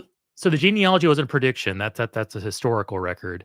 The prediction about Israel being born again, basically like arising as a nation again. Is Is that- triviality. What makes the genealogy a prediction is that there's only one that was written thousands of years ago. But the Yeah, but genealogy is talking about what happened in the past. That's not a prophecy or a we prediction. don't know when it was written, and we don't know that it's correct. Yeah, Right, and that's but you kinda what know I'm that it getting was to. written 300 years before Jesus, and none of you on this panel can name a descendant of yours 300 years ago. I don't know. I absolutely I mean, I can. could I pull can it up. absolutely name my 10th great grandfather and many of my descendants 300 years ago. Yeah. Absolutely. And we should be able to more likely than they would because more Sure. people could write. And that's And we part of have why powerful genealogy tools. today is not comparable to genealogy of the past, is because I have documentation, birth records, census records. I've got death records, tons of things, wills. All this proves that these people were Yeah. real and that they're And my my blood genealogy, relations. my genealogy goes back to a family of rat catchers in northern England, and it's been pretty extensively mapped backwards, kind of thing. But I mean, You it can only actually goes map to when they immigrated to Australia. oh yeah, and I know why they came to Australia. You Just know, I do know you all, believe do you believe the creation story in the Bible? Yes, So you believe that Adam and Eve existed? yes. He'd have to if he was accepting the genealogy in the Bible, because both Okay. genealogies go back to Adam. So you believe in Noah's flood? Yes. you don't have a I'm problem just with going all the scientific evidence suggest against. that you go look into some scholarly work, some real scholars, not apologetics, but But scholars. doesn't it bother you that all of the sort of geologists and everybody say that Noah's flood didn't happen? Like Yeah. we have evidence of floods, We pretty much and that proved the flood there did was not. no worldwide flood at all. Like there's no evidence there was a flood at all. And the There are all Earth these is other not cultures 6,000 years old.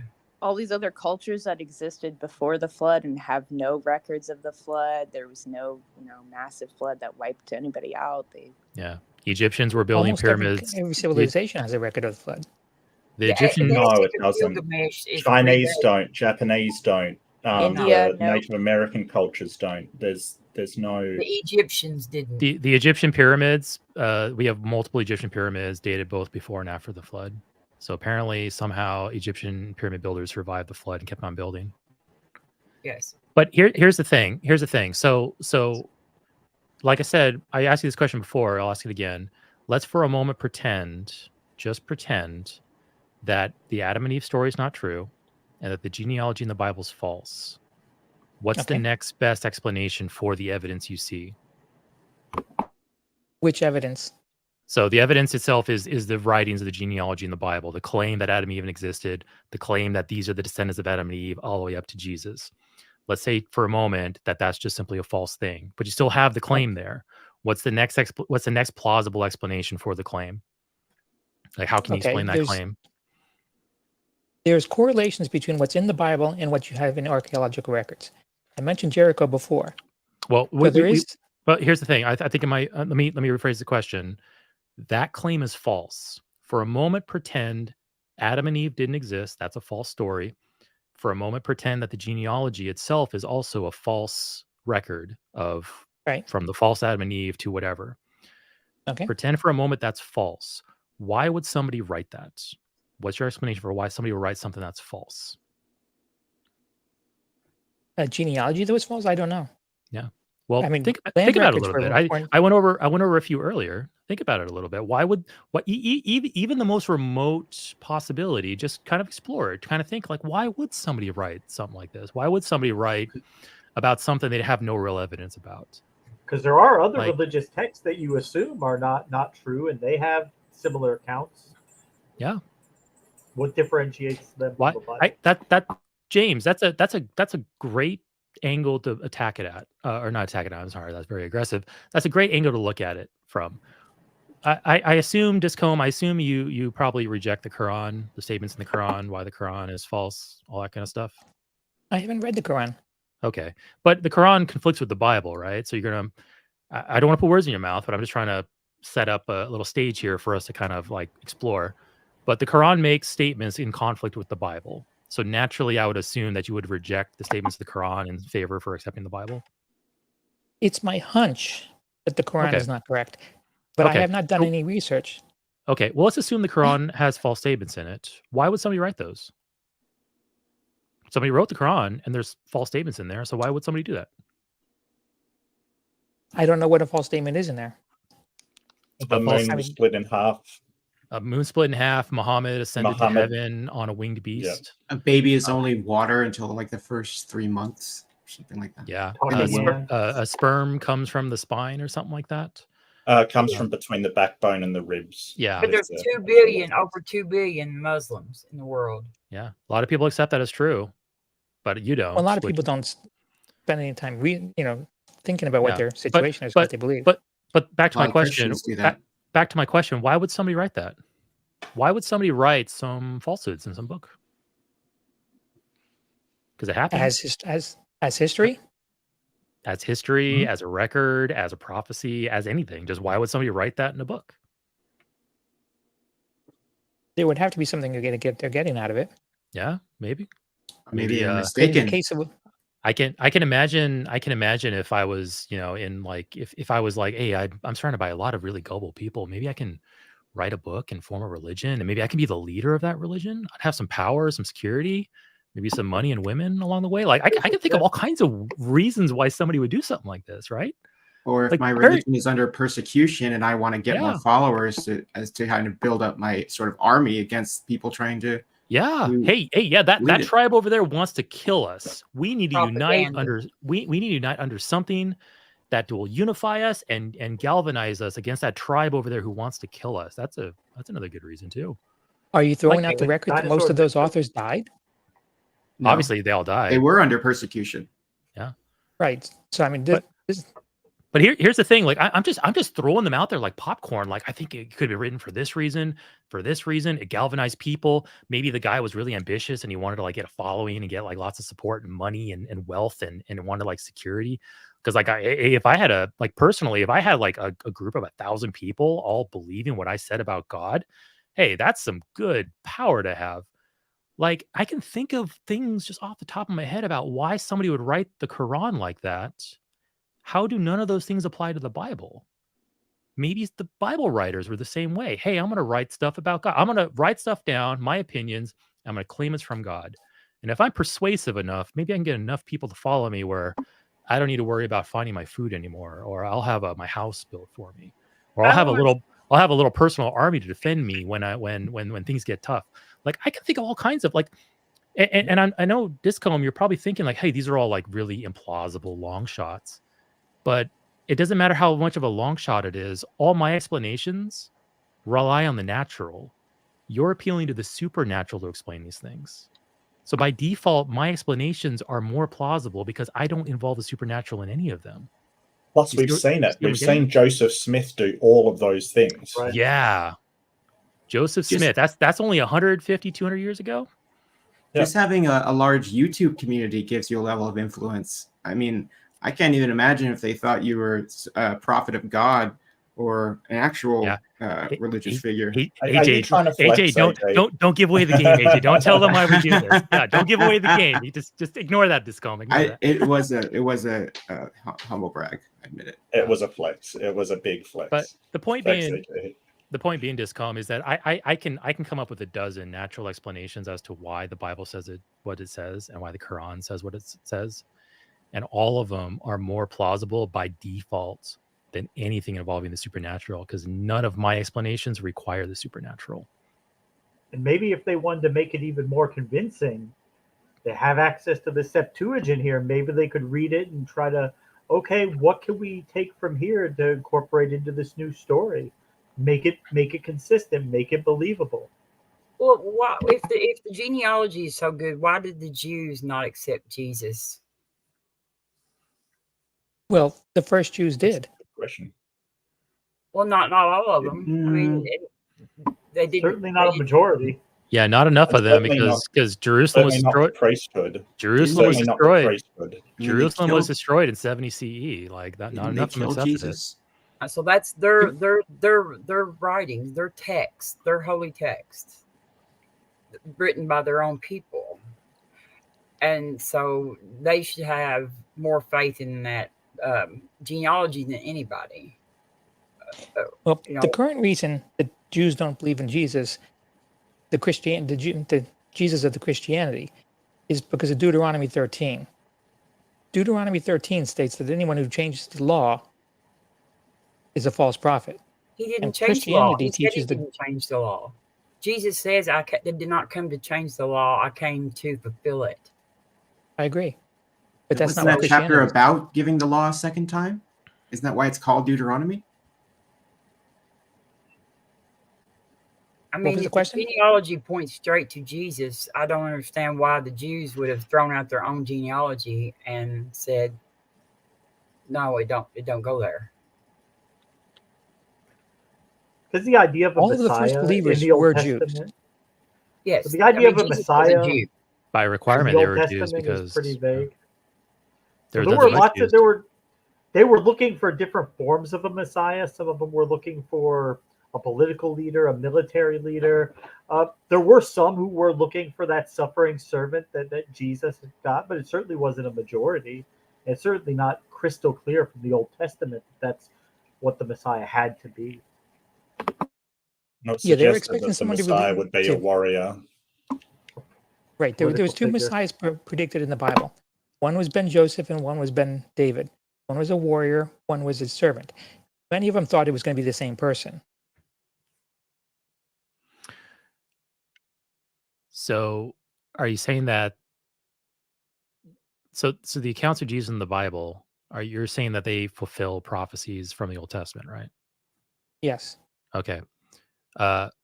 For a moment, let's think that, hey, okay, maybe Just to go Jesus. ahead, yes, I agree All with right. you. Okay. It's Did theoretically possible. the gospel writers have access to those old scriptures?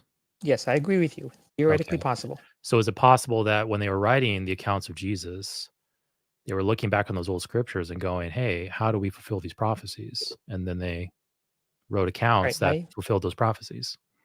If you're going to discount the text, then that becomes, if you're going to discount it. This is absolutely accepting every word of the text. I'm just simply looking for explanations about why it is. So the gospel writers, whoever they are, let's even just say they're Matthew, Mark, Luke, and John, even though that's not what's commonly accepted, but let's just roll with that and say, yeah, okay, it's Matthew, Mark, Luke, and John. Matthew, Mark, Luke, and John are writing about the tale of Jesus. And by your own admission, they have access to the Old Testament prophecies. So maybe as they're writing about Jesus, they go, hey, you know what? Jesus did this one thing that kind of fits this one prophecy. So I'm going to go ahead and include it. And in fact, in many parts in the Gospels, it explicitly says, in accordance with prophecy. It's like, hey, this was said in this time. Like how do you know that the actual prophecy was fulfilled by the actual actions of Jesus, or the writer simply added that part in post hoc because they wanted to fulfill prophecy? How can you tell the difference? How can you determine which one's the actual case? Aside from testimony, there's very little evidence. We're talking about the testimony right now. Like the accounts of the Gospels are the testimony. We have no other testimony around that. We have the 4 books of the Gospels to talk about the actual life of Jesus, and those are the ones in question. So I'm asking you, how can you determine whether those actually record accurate history, or those testaments, those testimonies are loosely based around somebody they knew, but they're adding in details, they're massaging the facts, they're embellishing to make it more appealing to convert people in the first century? How can you tell which one of those are actually true? Well, when you look at the timeline of when Jesus came, he was predicted to come during that time. So they got the time right. And we know this how? The Gospels, right? No, It's, this was in the Old Testament. we're questioning the Gospels. The Gospels are the account of Jesus and the historical record of Jesus, right? Right, but So you can't- Jesus' coming was predicted way before that. Right. Well, so I wouldn't say Jesus Not coming was Jesus. predicted. A But it Messiah's wasn't coming was Jesus predicted. that was predicted. A It Messiah's wasn't- coming was predicted. I agree. But Right. the people actually writing down about Jesus and explicitly saying Jesus did this in accordance to this prophecy, Jesus did that according to this prophecy. How can you determine whether Jesus actually did that or the authors were just massaging the facts to fit a narrative that they wanted to push? How can you determine which one of those are true? To a certain extent, you can. I agree. So why cling to the more fantastical one when a more natural explanation can suffice? And plus, Discom, there's certain things in the Bible that the idea that stuff was made up would actually fit better, like Jesus being born in Bethlehem. Do you remember the reason why they were traveling to Bethlehem? For the census? Yeah. So what census would be done that would require you to travel to the place of your birth? I would imagine that's some kind of system they had in place over that time. I know that a lot No, of the land was Romans based on didn't have that genealogies. system. No, it Pardon me? didn't have that system. The whole idea of a census is to find out how many people live where, and what the people need under your empire to be able to serve your empire. If you get people to go to their place of their birth and then back home again, what you've gotten is incredibly inaccurate census. It's not how the Romans performed censuses. It's not how censuses are done. It is absolutely antithetical to the idea of a census, because all you've got is inaccurate information. And But and the Romans They left had to records. We have they records. had to have some reason for Jesus being born in Bethlehem and not Nazareth, as everybody knew he came from Nazareth. But that idea of a census that requires you to go to the place of your birth makes no sense if you actually think about it. I want to go out on a limb and say that there's actually no record of such a census taking place outside of the Bible. I think there is no record of the Roman leader at the time saying everyone must travel back to the city of their birth for a census. No. I Well, think we have records of their census. yeah, but we have records. there's no record of Travel like I back. said, No. I'm going on a limb here because I'm not a historian at this time, but I don't think there's any extra biblical record of a census like that taking place. It's only in the Bible.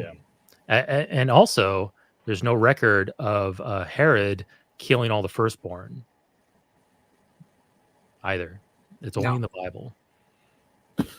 Which fits perfectly if the writers of the Bible were trying to spin a narrative and push their religion. It's fitting that they would fabricate these details. To send him down into Egypt. Sending them down to Egypt, yeah. Killing all the firstborns, the census, all those things can easily be explained by somebody just fabricated them in a book, and that book happened to become popular and got copied a lot, and a religion formed around it. Speaking of Egypt, I have lost every chair. Oh. We are about to wrap up on Faith is a Good Way to Be Wrong. However, we're going to give I everybody... think we had some illustration of that. But before we hop into outros, I just want to say, Discom, kudos for coming to the Lion's Den. Kudos for taking on all of us at once. Absolutely. I hope you found us respectful and we were just simply asking questions. Kudos to you for your bravery for coming in here. It's brave of you.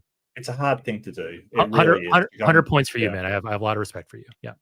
Like Eric and Mark said, lots of atheists and skeptics on here. Theists can be skeptics, but a lot of atheists on here. So, yes, kudos to you for coming on.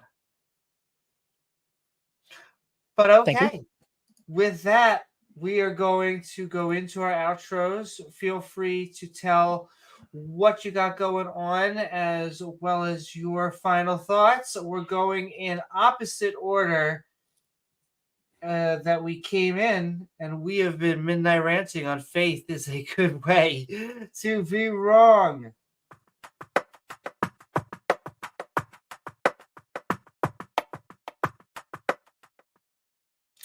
Woo! What is up, Sumami? I hope you had a fantastic time. We have been midnight ranting on faith is a good way to be wrong. What you got going on, and what are your final thoughts?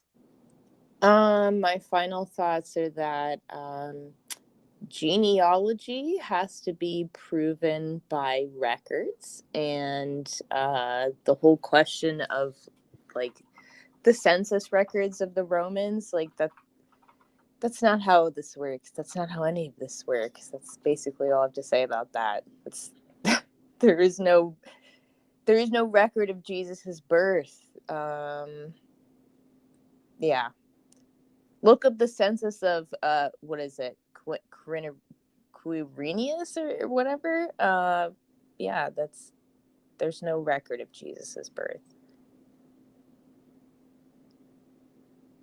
And you need like records to prove genealogy. I don't know. Biblical genealogy is a fucking joke. It's laughable.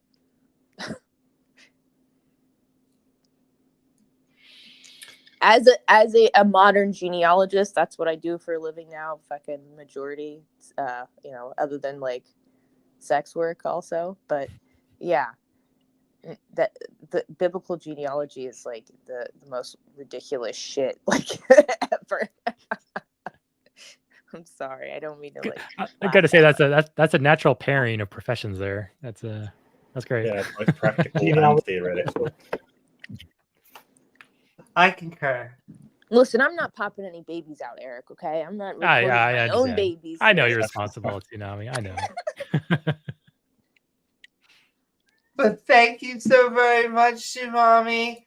And I agree, we should all be supporting our wonderful sex workers out there and listen, doesn't matter if you're doing that or if you're just really into etymology, geology, whatever your scholarly subject is. And all right, we are going to keep on going on with Atheist Junior. We are midnight ranting on faith is a good way to be wrong. I hope you had a fun time. What you got going on, and what are your final thoughts? Yeah, Fresh off of so his beatdown of Ken Hovind, I just thought I would put that out there. Yeah, that debate, it just hit 10K views on my channel. So I'm very, very happy with the result of that debate, especially watching the post-debate whacking that I got, where Kent is talking about how he doesn't have any evidence for the trial, but he's going to find some. Like, I'm going to find some. You just wait. It was really funny. Yeah. I love how he had the Whack-a-Shyster picture, the fan art that. Yeah, I love that he showed that. He had that on screen. Yeah. I will add that research of his to the list where he has what ERVs now for several years. Like, he's been slowly researching that. Yeah. So I will wait in bated anticipation of that. Yeah, and Chlamydomonas algae. The algae becoming multicellular. Yep. Yeah. And I just want to point out, this is the most amount that I wanted everyone to say whack in a conversation. So we're off to really actually a good start. Nice. Whacked. Yeah. But on the subject of genealogy, like, it didn't really get mentioned, but like we have modern DNA testing today. Like, you can see here that I did 23andMe, and it has my family tree, which I'm not going to show just because of the names on it. But you could see here that before I did the testing, I always figured that because my grandfather was Italian and he immigrated to America from Sicily, that would make me 1/4 Italian from my mom's side. And doing that, the test, you can see here it's blocked out by Amy's head, but it's 26%, so it's right about what I expected, or 23%. Nice. So pretty close, which I thought was really interesting. And they simply didn't have tools like this when they made those genealogies. So I have to wonder about the accuracy of them. And as somebody pointed out, that's really not a prediction. That's talking about something that already happened. So it's not even a prediction. But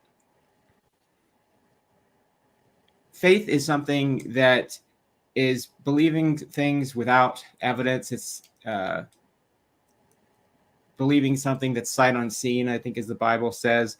And that's just not using the faculties that even the Christians would say that God gave them. He gave you a brain and critical thinking and reasoning to use. I would think he would want you to use it instead of believing something simply based on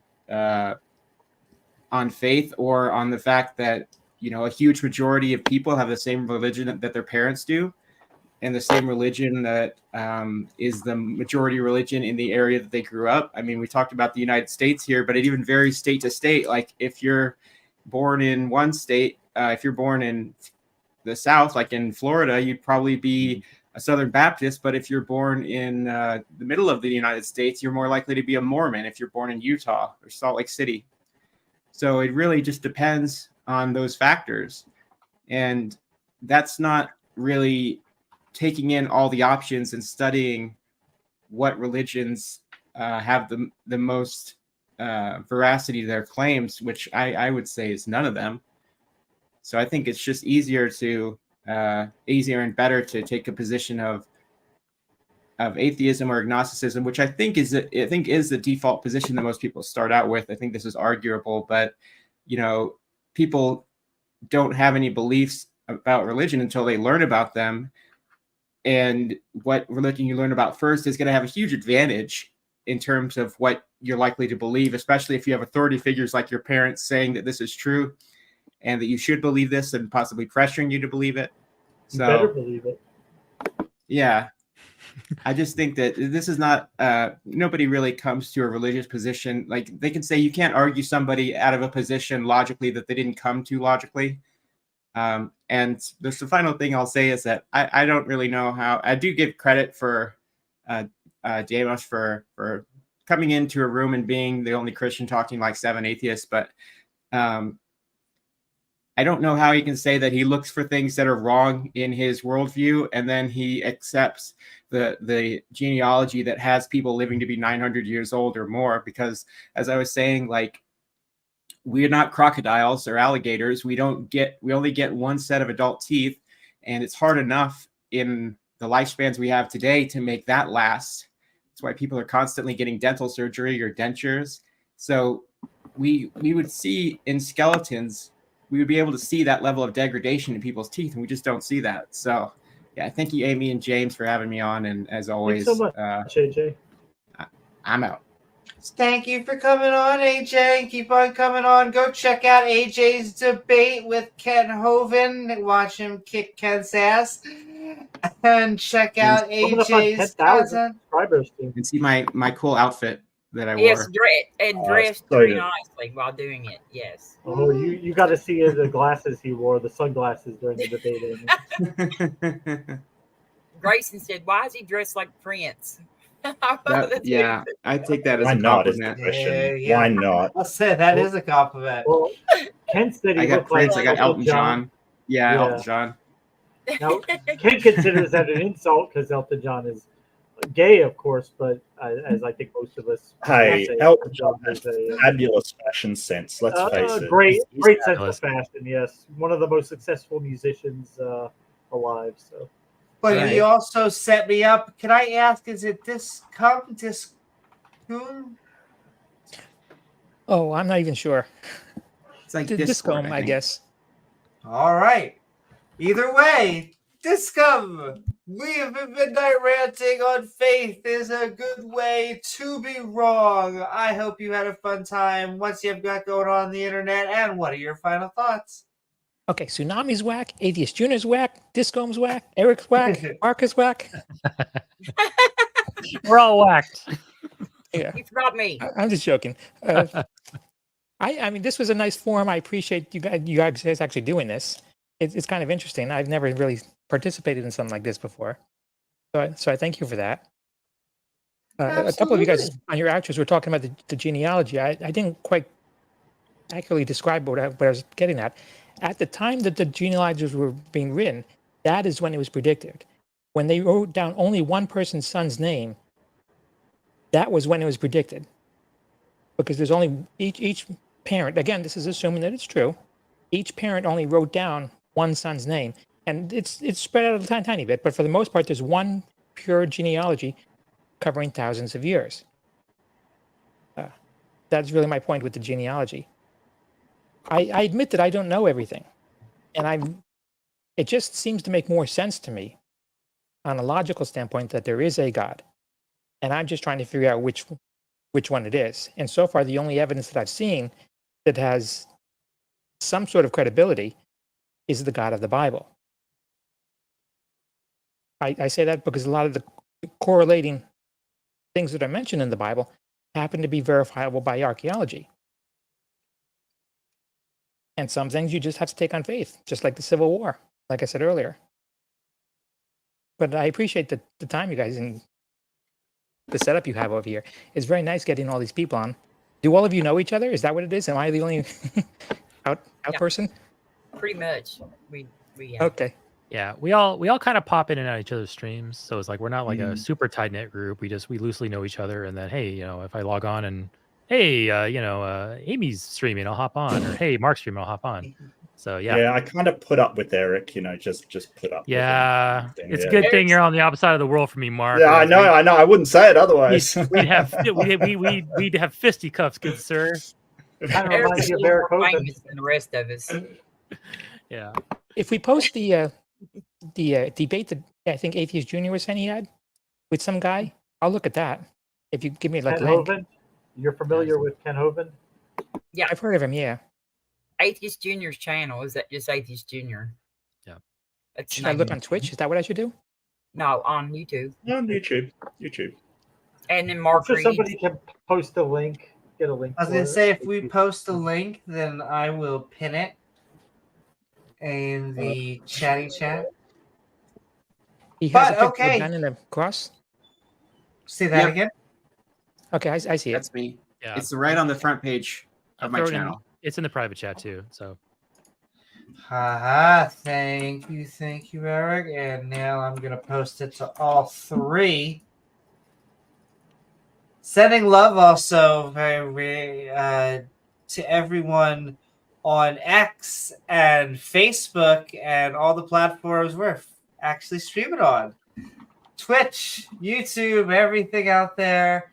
And go check out Kent getting kicked back and forth. Once again, Kent was taken to a jury of his peers to where he was found guilty. That's okay. Just sending so much love. What was I won't say that Not with Hagel. Discom. I Hagel won't was make not- it. Yes, Tried by a jury. with those. We're good. Not Hagel.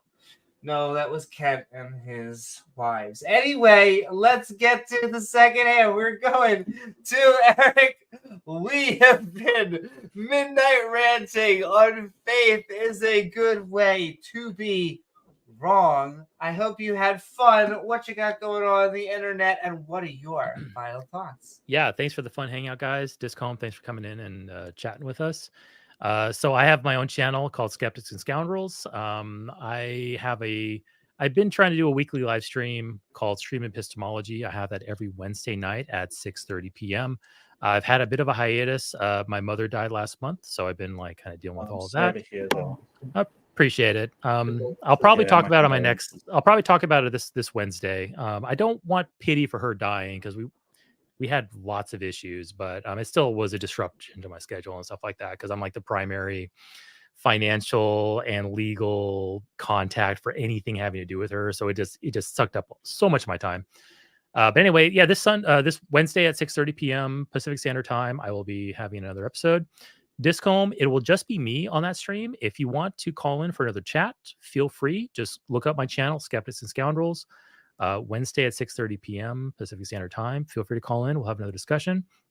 I don't bite. So anyway, that's what I've been up to. And then lately, also, I've been making some appearances on the line. I was on the line earlier tonight with Jimmy. They did a Sunday show part 2, which was really fun. We were online for about 3 hours and had a bunch of cool calls.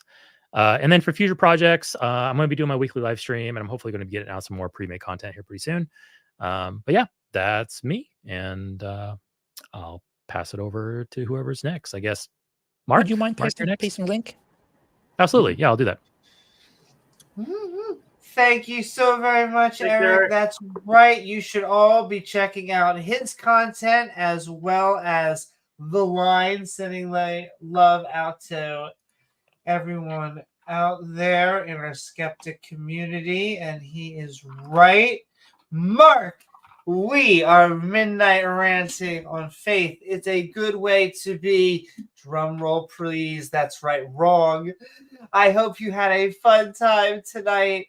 What do you Always. got going on the internet? And what are your final thoughts? Yeah, so I'll grab my channel name. It's Mark Reed Atheism. I do debate. I do counter apologetics. Basically, I do logic and thought and big thoughts. So just briefly on the idea of faith, and I want to sort of touch briefly on epistemology, which is the study and how we can tell what it is that we believe is correct, and what it is, how we know that we are correct. What justifications do we have for believing what we believe?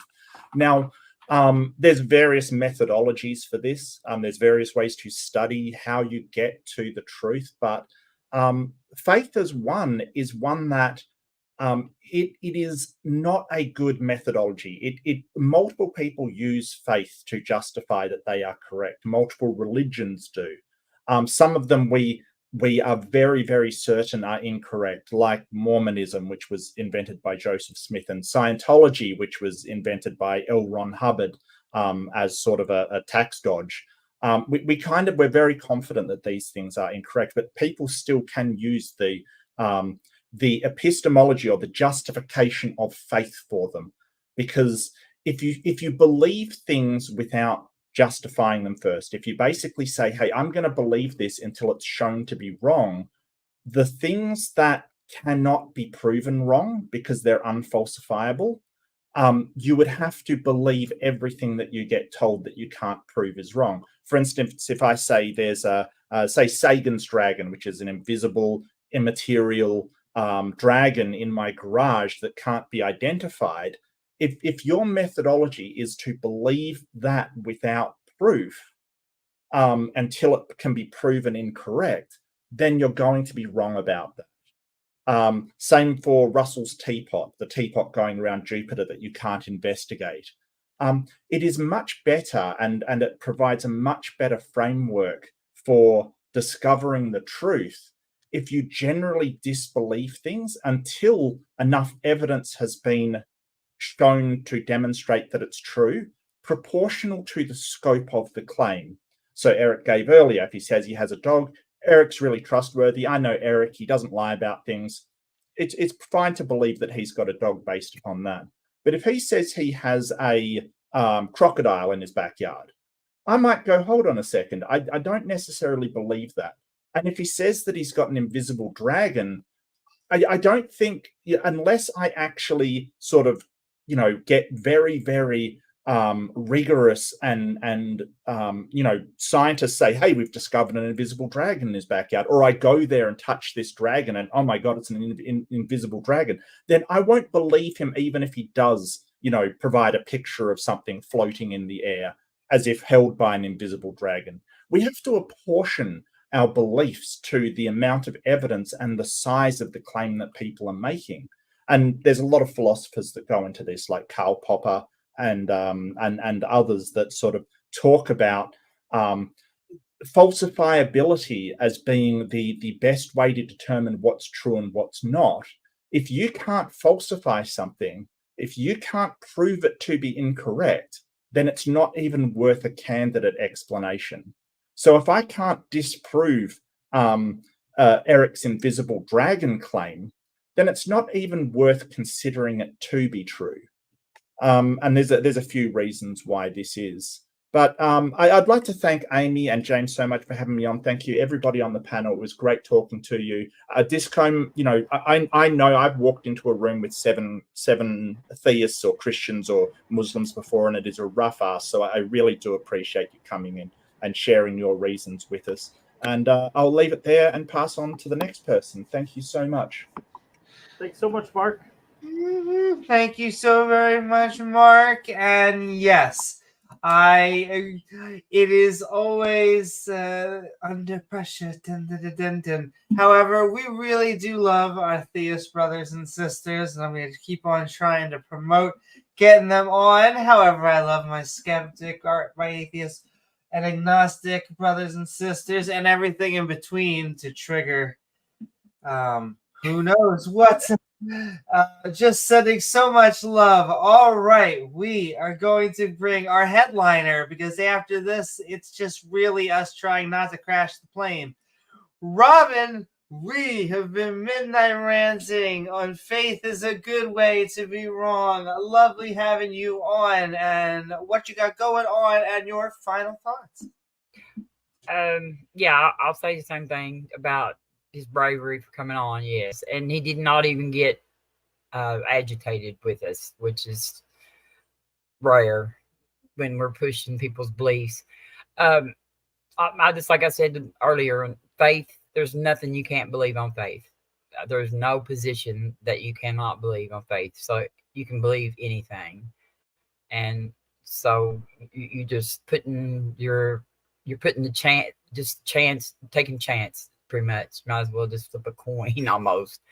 I have a channel. That's why I end up knocking myself out while I go trying to get it posted on another thing. But it's under my name, Robin Webster. I just have some videos of where I like go on shows like this right here and stuff. I haven't created no content yet. I'm don't even know how to actually. But thanks for having me on, Amy. It was good to see everybody, and I had a good time. Thank you. It's so good to see you, Robin. Yeah, you too, Mark. Yeah. Thank you for coming on, Robin. And if you would ever like, there are definitely ways that I promote StreamYard, though I think there's definitely some users on here who may use OBS. I'm not going to name who they are. But I'm actually a fan of all of them. It's like the Android versus iPhone debate, but as always, I go both ways. I just wanted to make that joke. Anyway, we're gonna hand it to her, she, him. That's right. James, we have been midnight ranting on faith is a good way to be wrong. I think it was a good episode. It was a good episode. We haven't had a real open mic like this in a while. It's good to be back. It's good to get out there and get to talk to people again. Yeah, faith is a good way to be wrong. Everybody pretty much hit the nail on the head. There's not really a whole lot else left to say, but we will probably be back sometime in the week. I think Amy has a couple days off this week, so yeah, stay tuned. Look for us. We'll be back. I promise. Mm-hmm. James, I feel like I'm in college again. It's spring break. Yeah, like I'm surfing. How long has it been since we were up so late and you can see the sun come out in the morning? It's been a while. Know. Once again, you can see the tan that I have been cultivating. However, this diabolical daylight savings time where we, for the retirees who want it to be light out until 9 o'clock at night, so we lose our time in the morning. So yeah. Yes, I wish they would just pick one time. I'm with Lewis Black, who recently did a rant, which is just I don't care which one you pick. Pick one. Let me adjust. The ritual of waking up and feeling a little bit better or a little bit shittier, I could probably do it. I like Farmers. I like Farmville. Just, Anyway. Like Sid Meier's Civilization too. I do like Civilization. Civilization is my chess. I try and turn Discord off so people don't see. But like I will grade and I'll have it like I'll have one thing over here and one thing over here. And Sid Meier's. Because you can pick a bunch of turns ahead, and so I could just pick 1,000 turns ahead, and then I could be like, good, my ADD was fed, I got a little bit of dopamine, and now I can grade over on here. Then play Minecraft. I miss playing Minecraft. We should open a Skeptic and Ranting Minecraft server. James, I need to FUCUS. There's so much time, though. I have a whole week. Sending love to Beebsy, everyone out there. How dare you speak ill of Zanzu? Hey, I just want to reform hyenas, okay? The image of hyenas. They're sweet creatures, related closer to cats, but, still kind of look like dogs. Are you going to Please tell like us them. once again that they're matriarchal? Listen, they are, first of all, they're matriarchal. And Yeah, they have. We get it. Do you know what the women have? It's like my What do Ken they- Hovind. I was What just do the gonna women say, have? They have a very masculine. they have a pseudo penis. Listen, There you go. Hyenas. all I'm saying Yep. is that Yeah. nature has a way. Nature finds a way. It's a- Yes, it's a right. girl deck. In nature, a natural girl deck. Oh my goodness. I'm so jealous of hyenas. No, don't be. They give birth through it. What, you can't buy a strap on? I have completely lost the thread here. I'm just. I Yeah. lost it a while ago. I'm done. I'm gonna just. done. I'm gonna sit over here and just be quiet, and you guys can talk it over. Female hyenas have a pseudo penis that they get to give birth through, and a large percentage of their cubs suffocate during birth, and a lot of the mothers die from blood loss due to having it. So it's a great design. That That's sounds like great design. God's perfect design right there, folks. I mean, I did a whole video on the boar that has tusks that grow through its skull, and Yeah. there's a caterpillar who turns into a butterfly that has no mouth and starves to death. There's a sloth who grows so slowly that moves so slowly that moss grows on it, and sometimes will die when it's leaving its tree to take a dump. It'll get attacked by predators. Hey, AJ, that's all Guys. our fault. Man introduced sin into the world, and that's why boar tusks now burrow through their own skulls, and female hyenas have penises. That's just the consequences of going against Of God's sin. design. I Right. mean, Eating duh. the We're apple. rebellion. This is an insurrection I'm against sorry. God. Hyena girl dicks are a result of the Garden of Eden. That's what I'm hearing.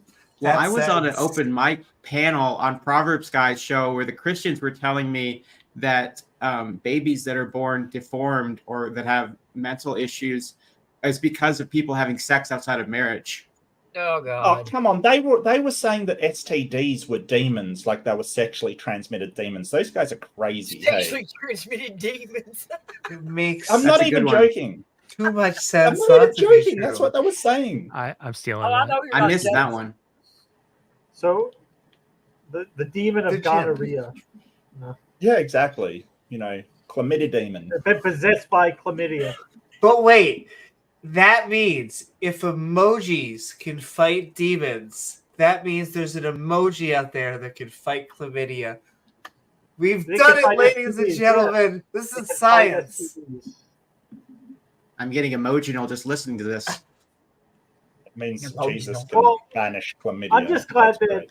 Atheist Junior, you didn't even have to work to get Kent to say it, but he did say the 15-foot whale dick in the debate.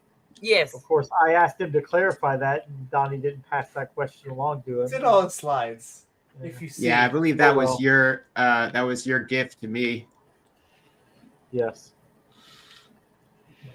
I mean, it's not like you have to try very hard to get him to say it. no, he wants to talk about just other give him animal a- genitals. I give him an out, like I'll just throw something out there, like, yeah, plus the whales have a vestigial pelvis. Did you know that, Kent? Because he doesn't remember people from he doesn't remember we've been over that before. So he's just like, oh, you need to be educated on your whale anatomy, sir. James, are you trying to say that when you ask him that question, he gets excited? Is that what you're trying? Yeah, he just forgets Wow. everything. You need to be educated on your whale anatomy, ma'am. Did you know that the whales have? Yeah. I stand by this. This show is an educational show. We talk about epistemology, ontology, really hotology, Anatomy. Pornography. biology, anatomy. Thank you. Thank you, Well- Misfits. Wait, no, someone was about to say something. I was Go ahead, saying that James, your trolling of Kent during your debate with the pictures of R and Raw kind of inspired some of what I did during my debate because I thought that was so funny. Because I say if there's no point in debating Kent if you're going to take him 100% seriously, because he's No. not a serious person. He doesn't deserve that. You have to troll him and fuck with him at some level. Otherwise, you're yeah. Yeah, I did that, but at the same time, I was really trying to just not bite on any of the stuff he was trying to distract me with. Or, when he was desperately trying to go off topic.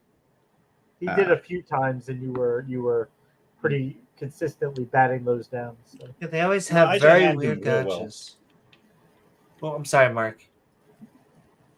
No, AJ handled that real well. That's just a Yeah. stellar performance. Yeah, Because the worst one was, Amy, was because he goes into politics. He'll be like, oh, so that's why people think it's okay to have abortions because they say that the baby is still at the fish stage. So and it's like nobody has ever said anything like that as an argument. That's stupid. Nobody thinks that.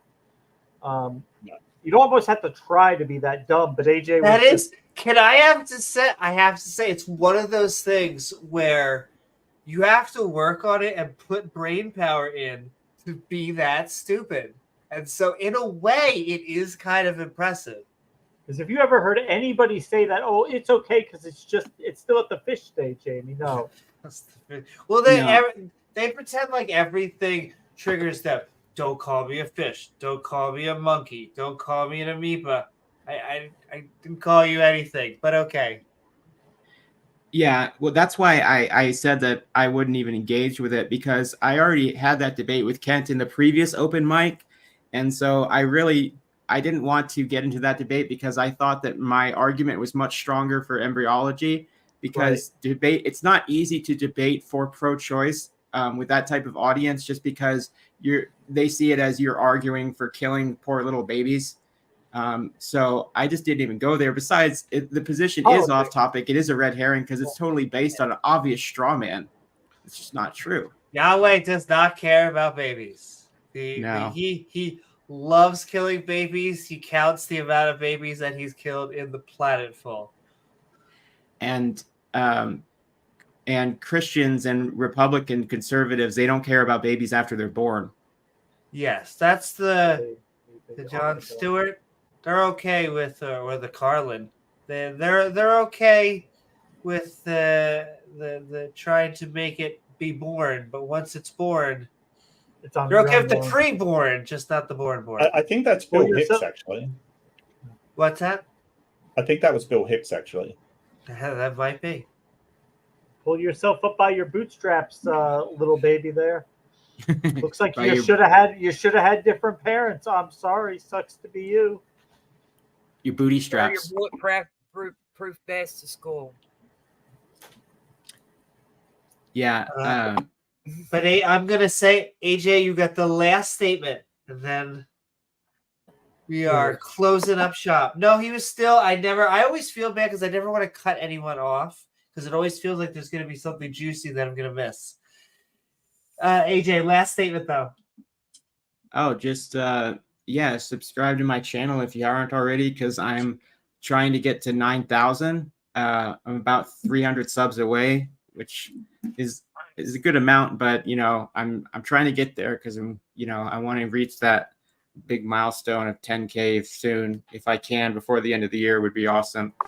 So I think you're probably going to hit it this year. And this is just the dork in me, and it's okay that it goes over James' head. It wasn't for James. It was not for for the me. geeks. Exactly. You know what, AJ? I just want you to get over 9,000. I couldn't make it cool. I tried in my head. Can you make it cool? No, it's not. It's not how that works. no, just the reference is good enough for me. Exactly. All right. With that, thank you, Misfits. I hope you had a fantastic midnight ranting. Faith? It's a good way to be wrong. Where we talked about why faith seems a good way to be incorrect about everything.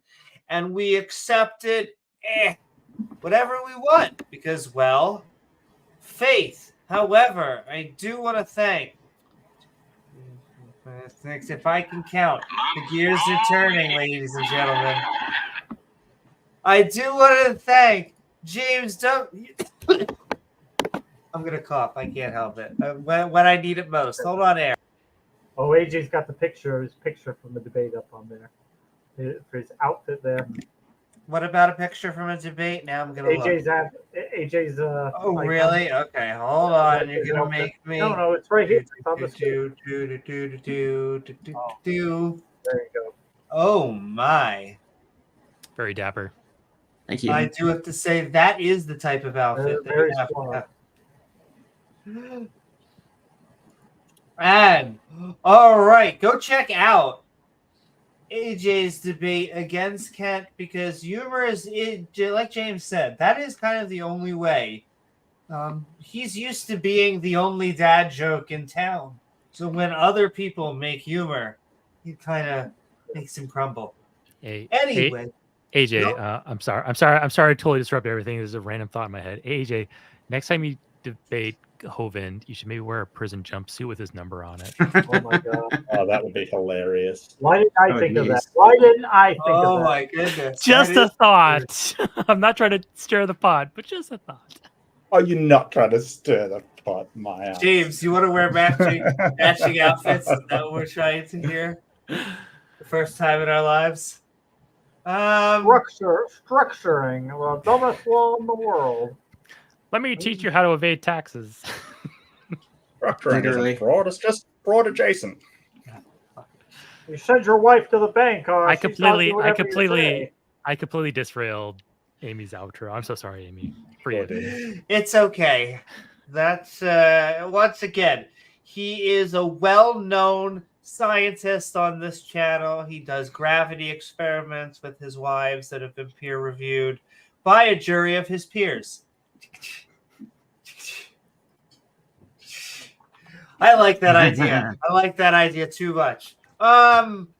Faith is a good way to be wrong. We did that shtick. I want to thank Gizmo. That's right, Purple. and Gizmo, our producer. I want to thank my co-host James W. Along with our panel, Robin, Max, Mark, Eric, Discom, Atheist Jr., and Sumami. Woo! As well as all the lovely people in chat, our mods who make this stream so great. I have Titan in the back of my mind, but who doesn't have Titan in the back of their mind? If you enjoyed the show, please like, follow, and subscribe. If you don't like the show, join our Discord and debate us about it. Right down there. And join my Discord. And join AJ's Discord. I will say, and I'll keep on saying it, it's the lovely thing about being able to promote other atheists and agnostics is we're all able to have our own opinions. But when you're like a Christian, the Jews, the Muslims, the Hindu, like with these specific religions, they're like, listen, you're not a true insert whatever. And they start nitpicking at each other. Sometimes they hate each other more. They use us as a benchmark. Once saved, only saved. Or you free grace. Faith works. Bacon. I was trying to think of a cereal, and I couldn't think of a cereal, and I said bacon. Sergeant Sodomy. Oh my, that's my name on weekends. And let me tell New you, ladies cereal. and gentlemen, it's not the end of the weekend until I go to bed. I just said instead of Captain Crunch, they should just give up the game and just have like a Sergeant Sugar with like animatronic sugar cubes out Yo. there. I have this Oreo cereal, and on the back of the Oreo cereal, it basically is like, hey, is cereal supposed to be healthy anyway? And you're like, I don't know if that's how like you really want to invite us in, but whatever. I have Sure. never once eaten a bowl of Cocoa Puffs saying to myself, yeah, this is a nutritious breakfast. I've never once done that. Listen, we both know why you are drenching milk at 4 a.m. with a entire thing of sugar and chocolate. And it's not because you're making good decisions. Yeah. Well, Anyway. Amy, you can put the bacon in the cereal bowl because, as you know, bacon makes everything better. Bacon does make everything better. There's a few things that I can imagine you don't put bacon on, but generally speaking, you put bacon on everything. False. Bacon goes on anything. Okay. Bacon And I even have goes to on, make bacon a- even goes on bacon. It's like that's universal. Yeah. Oh, she's known in the Bacon's house everywhere. for cooking with massive packs of bacon, aren't you? There. Amy? Listen, we make a pack of bacon and you say, hey, it has a serving size, but that serving size could be that pack of bacon. These are just things you have to ask yourselves. I have to make up for a lot of time. I'll keep on saying that. Yeah, I was going to say it's probably repressed stuff. Your that's ancestors, coming yeah, out. your ancestors missed Yeah. out on it for so long. But pigs are smart creatures too, and so I kind of have a little. Oh God! Can you imagine those Yeah, I first century understand that. Christians eating bacon for the first time? Oh my God, what have we been missing out on? I'm so Well, glad I gotta Jesus say- died for us. I got to say that pigs would eat you if given half a chance. Oh yeah, your house cat would. Like if your house cat finds you dead, it's eating you. Well, Like Or face if it. you were small enough, if you were prey size. That's probably true. Amy, that cat behind you will eat you if it finds you dead. I mean, Okay, it's the that truth. is this cat. I've never met a cat like Penelope. She eats potato chips. See, here's I the was thing. like, what cat Oh, is wow. potato? But you're right. You're right. Yeah, Here's that's the healthy thing. for a Here's the cat. thing. My cat won't eat me if it finds me dead. My cat won't Why? because my cat literally has no teeth. Oh, Yeah. really? Yeah. All her cat She there will is. gum you to death. She had some rare condition where basically, like the doctor described it to me as, her gums are allergic to her teeth, so her gums wouldn't bind to her teeth. So all of her teeth were pulled. She's 13 now, no teeth for 7 years. If she finds me dead, she's not eating me. So, yeah, You just have to give her like Your cat soft was food. 800 years old. yeah, Yeah. Your cat is the creator of time. yeah. Oh, we have to be careful with the C word. They love the C word. What, creator? Cat? Yes, creator. Well, the cat is the internet's favorite word, and we're allowed to say that as much as possible. Amy likes another Soros C word. knows. It's also 3 letters, but it's not cat. And Cook. Jesus. 4 letters? Okay. 3 letters. Do you mean 4? I don't Oh, know. Focus, Newman. C. Focus. U. M. Yes. What does it spell? A great weekend. All right. We hit bell icon, or hey, why not leave a comment once the video's done? We haven't made fun of him in a while. We should let him go, right? We should free him. He probably came out of the closet by now. Who? Darth? Exactly. Or hey, leave Darth? a comment. Mr. Batman? Well, Darth, I've had a single conversation with Darth. Every once in a while, I say, should I go and try and submit myself to this nonsense that is the presuppositionalism? I talk with some of their underlings, but the underlings are Then again, why would he be any better? Birthright. This is why I like eating spicy food. It makes no sense. Makes no sense. You can also leave a super thanks, so we'll read it back on the. Well, we used to say read it, but thank you. It's from the future. After the show, Skeptic and Ranting Discord server, we said the link of which in the description. Fantastic channel members, evolving badge system, triggers creationists because it evolves.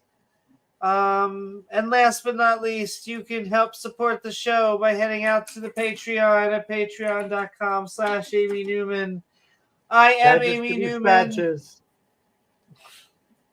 They don't Yo, produce okay, that's anything the. else. Hold on. I know Yeah, I already said my tagline, Yeah. but this is the list. Because you will never stop being the top level hierarchy. As in, An we're animal. never going to stop being simians. We're never going to stop being Animals, mammals or multicellular or alive.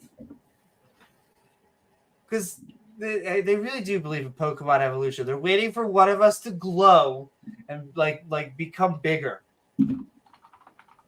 Okay, Amy, you said I get to say the last word, so you have to end the stream after I'm done talking, okay? Okay. Well, I'm going to say my last tagline, and then I'm going to say AJ, and then I'm going to let you truly have it. All right, hold on.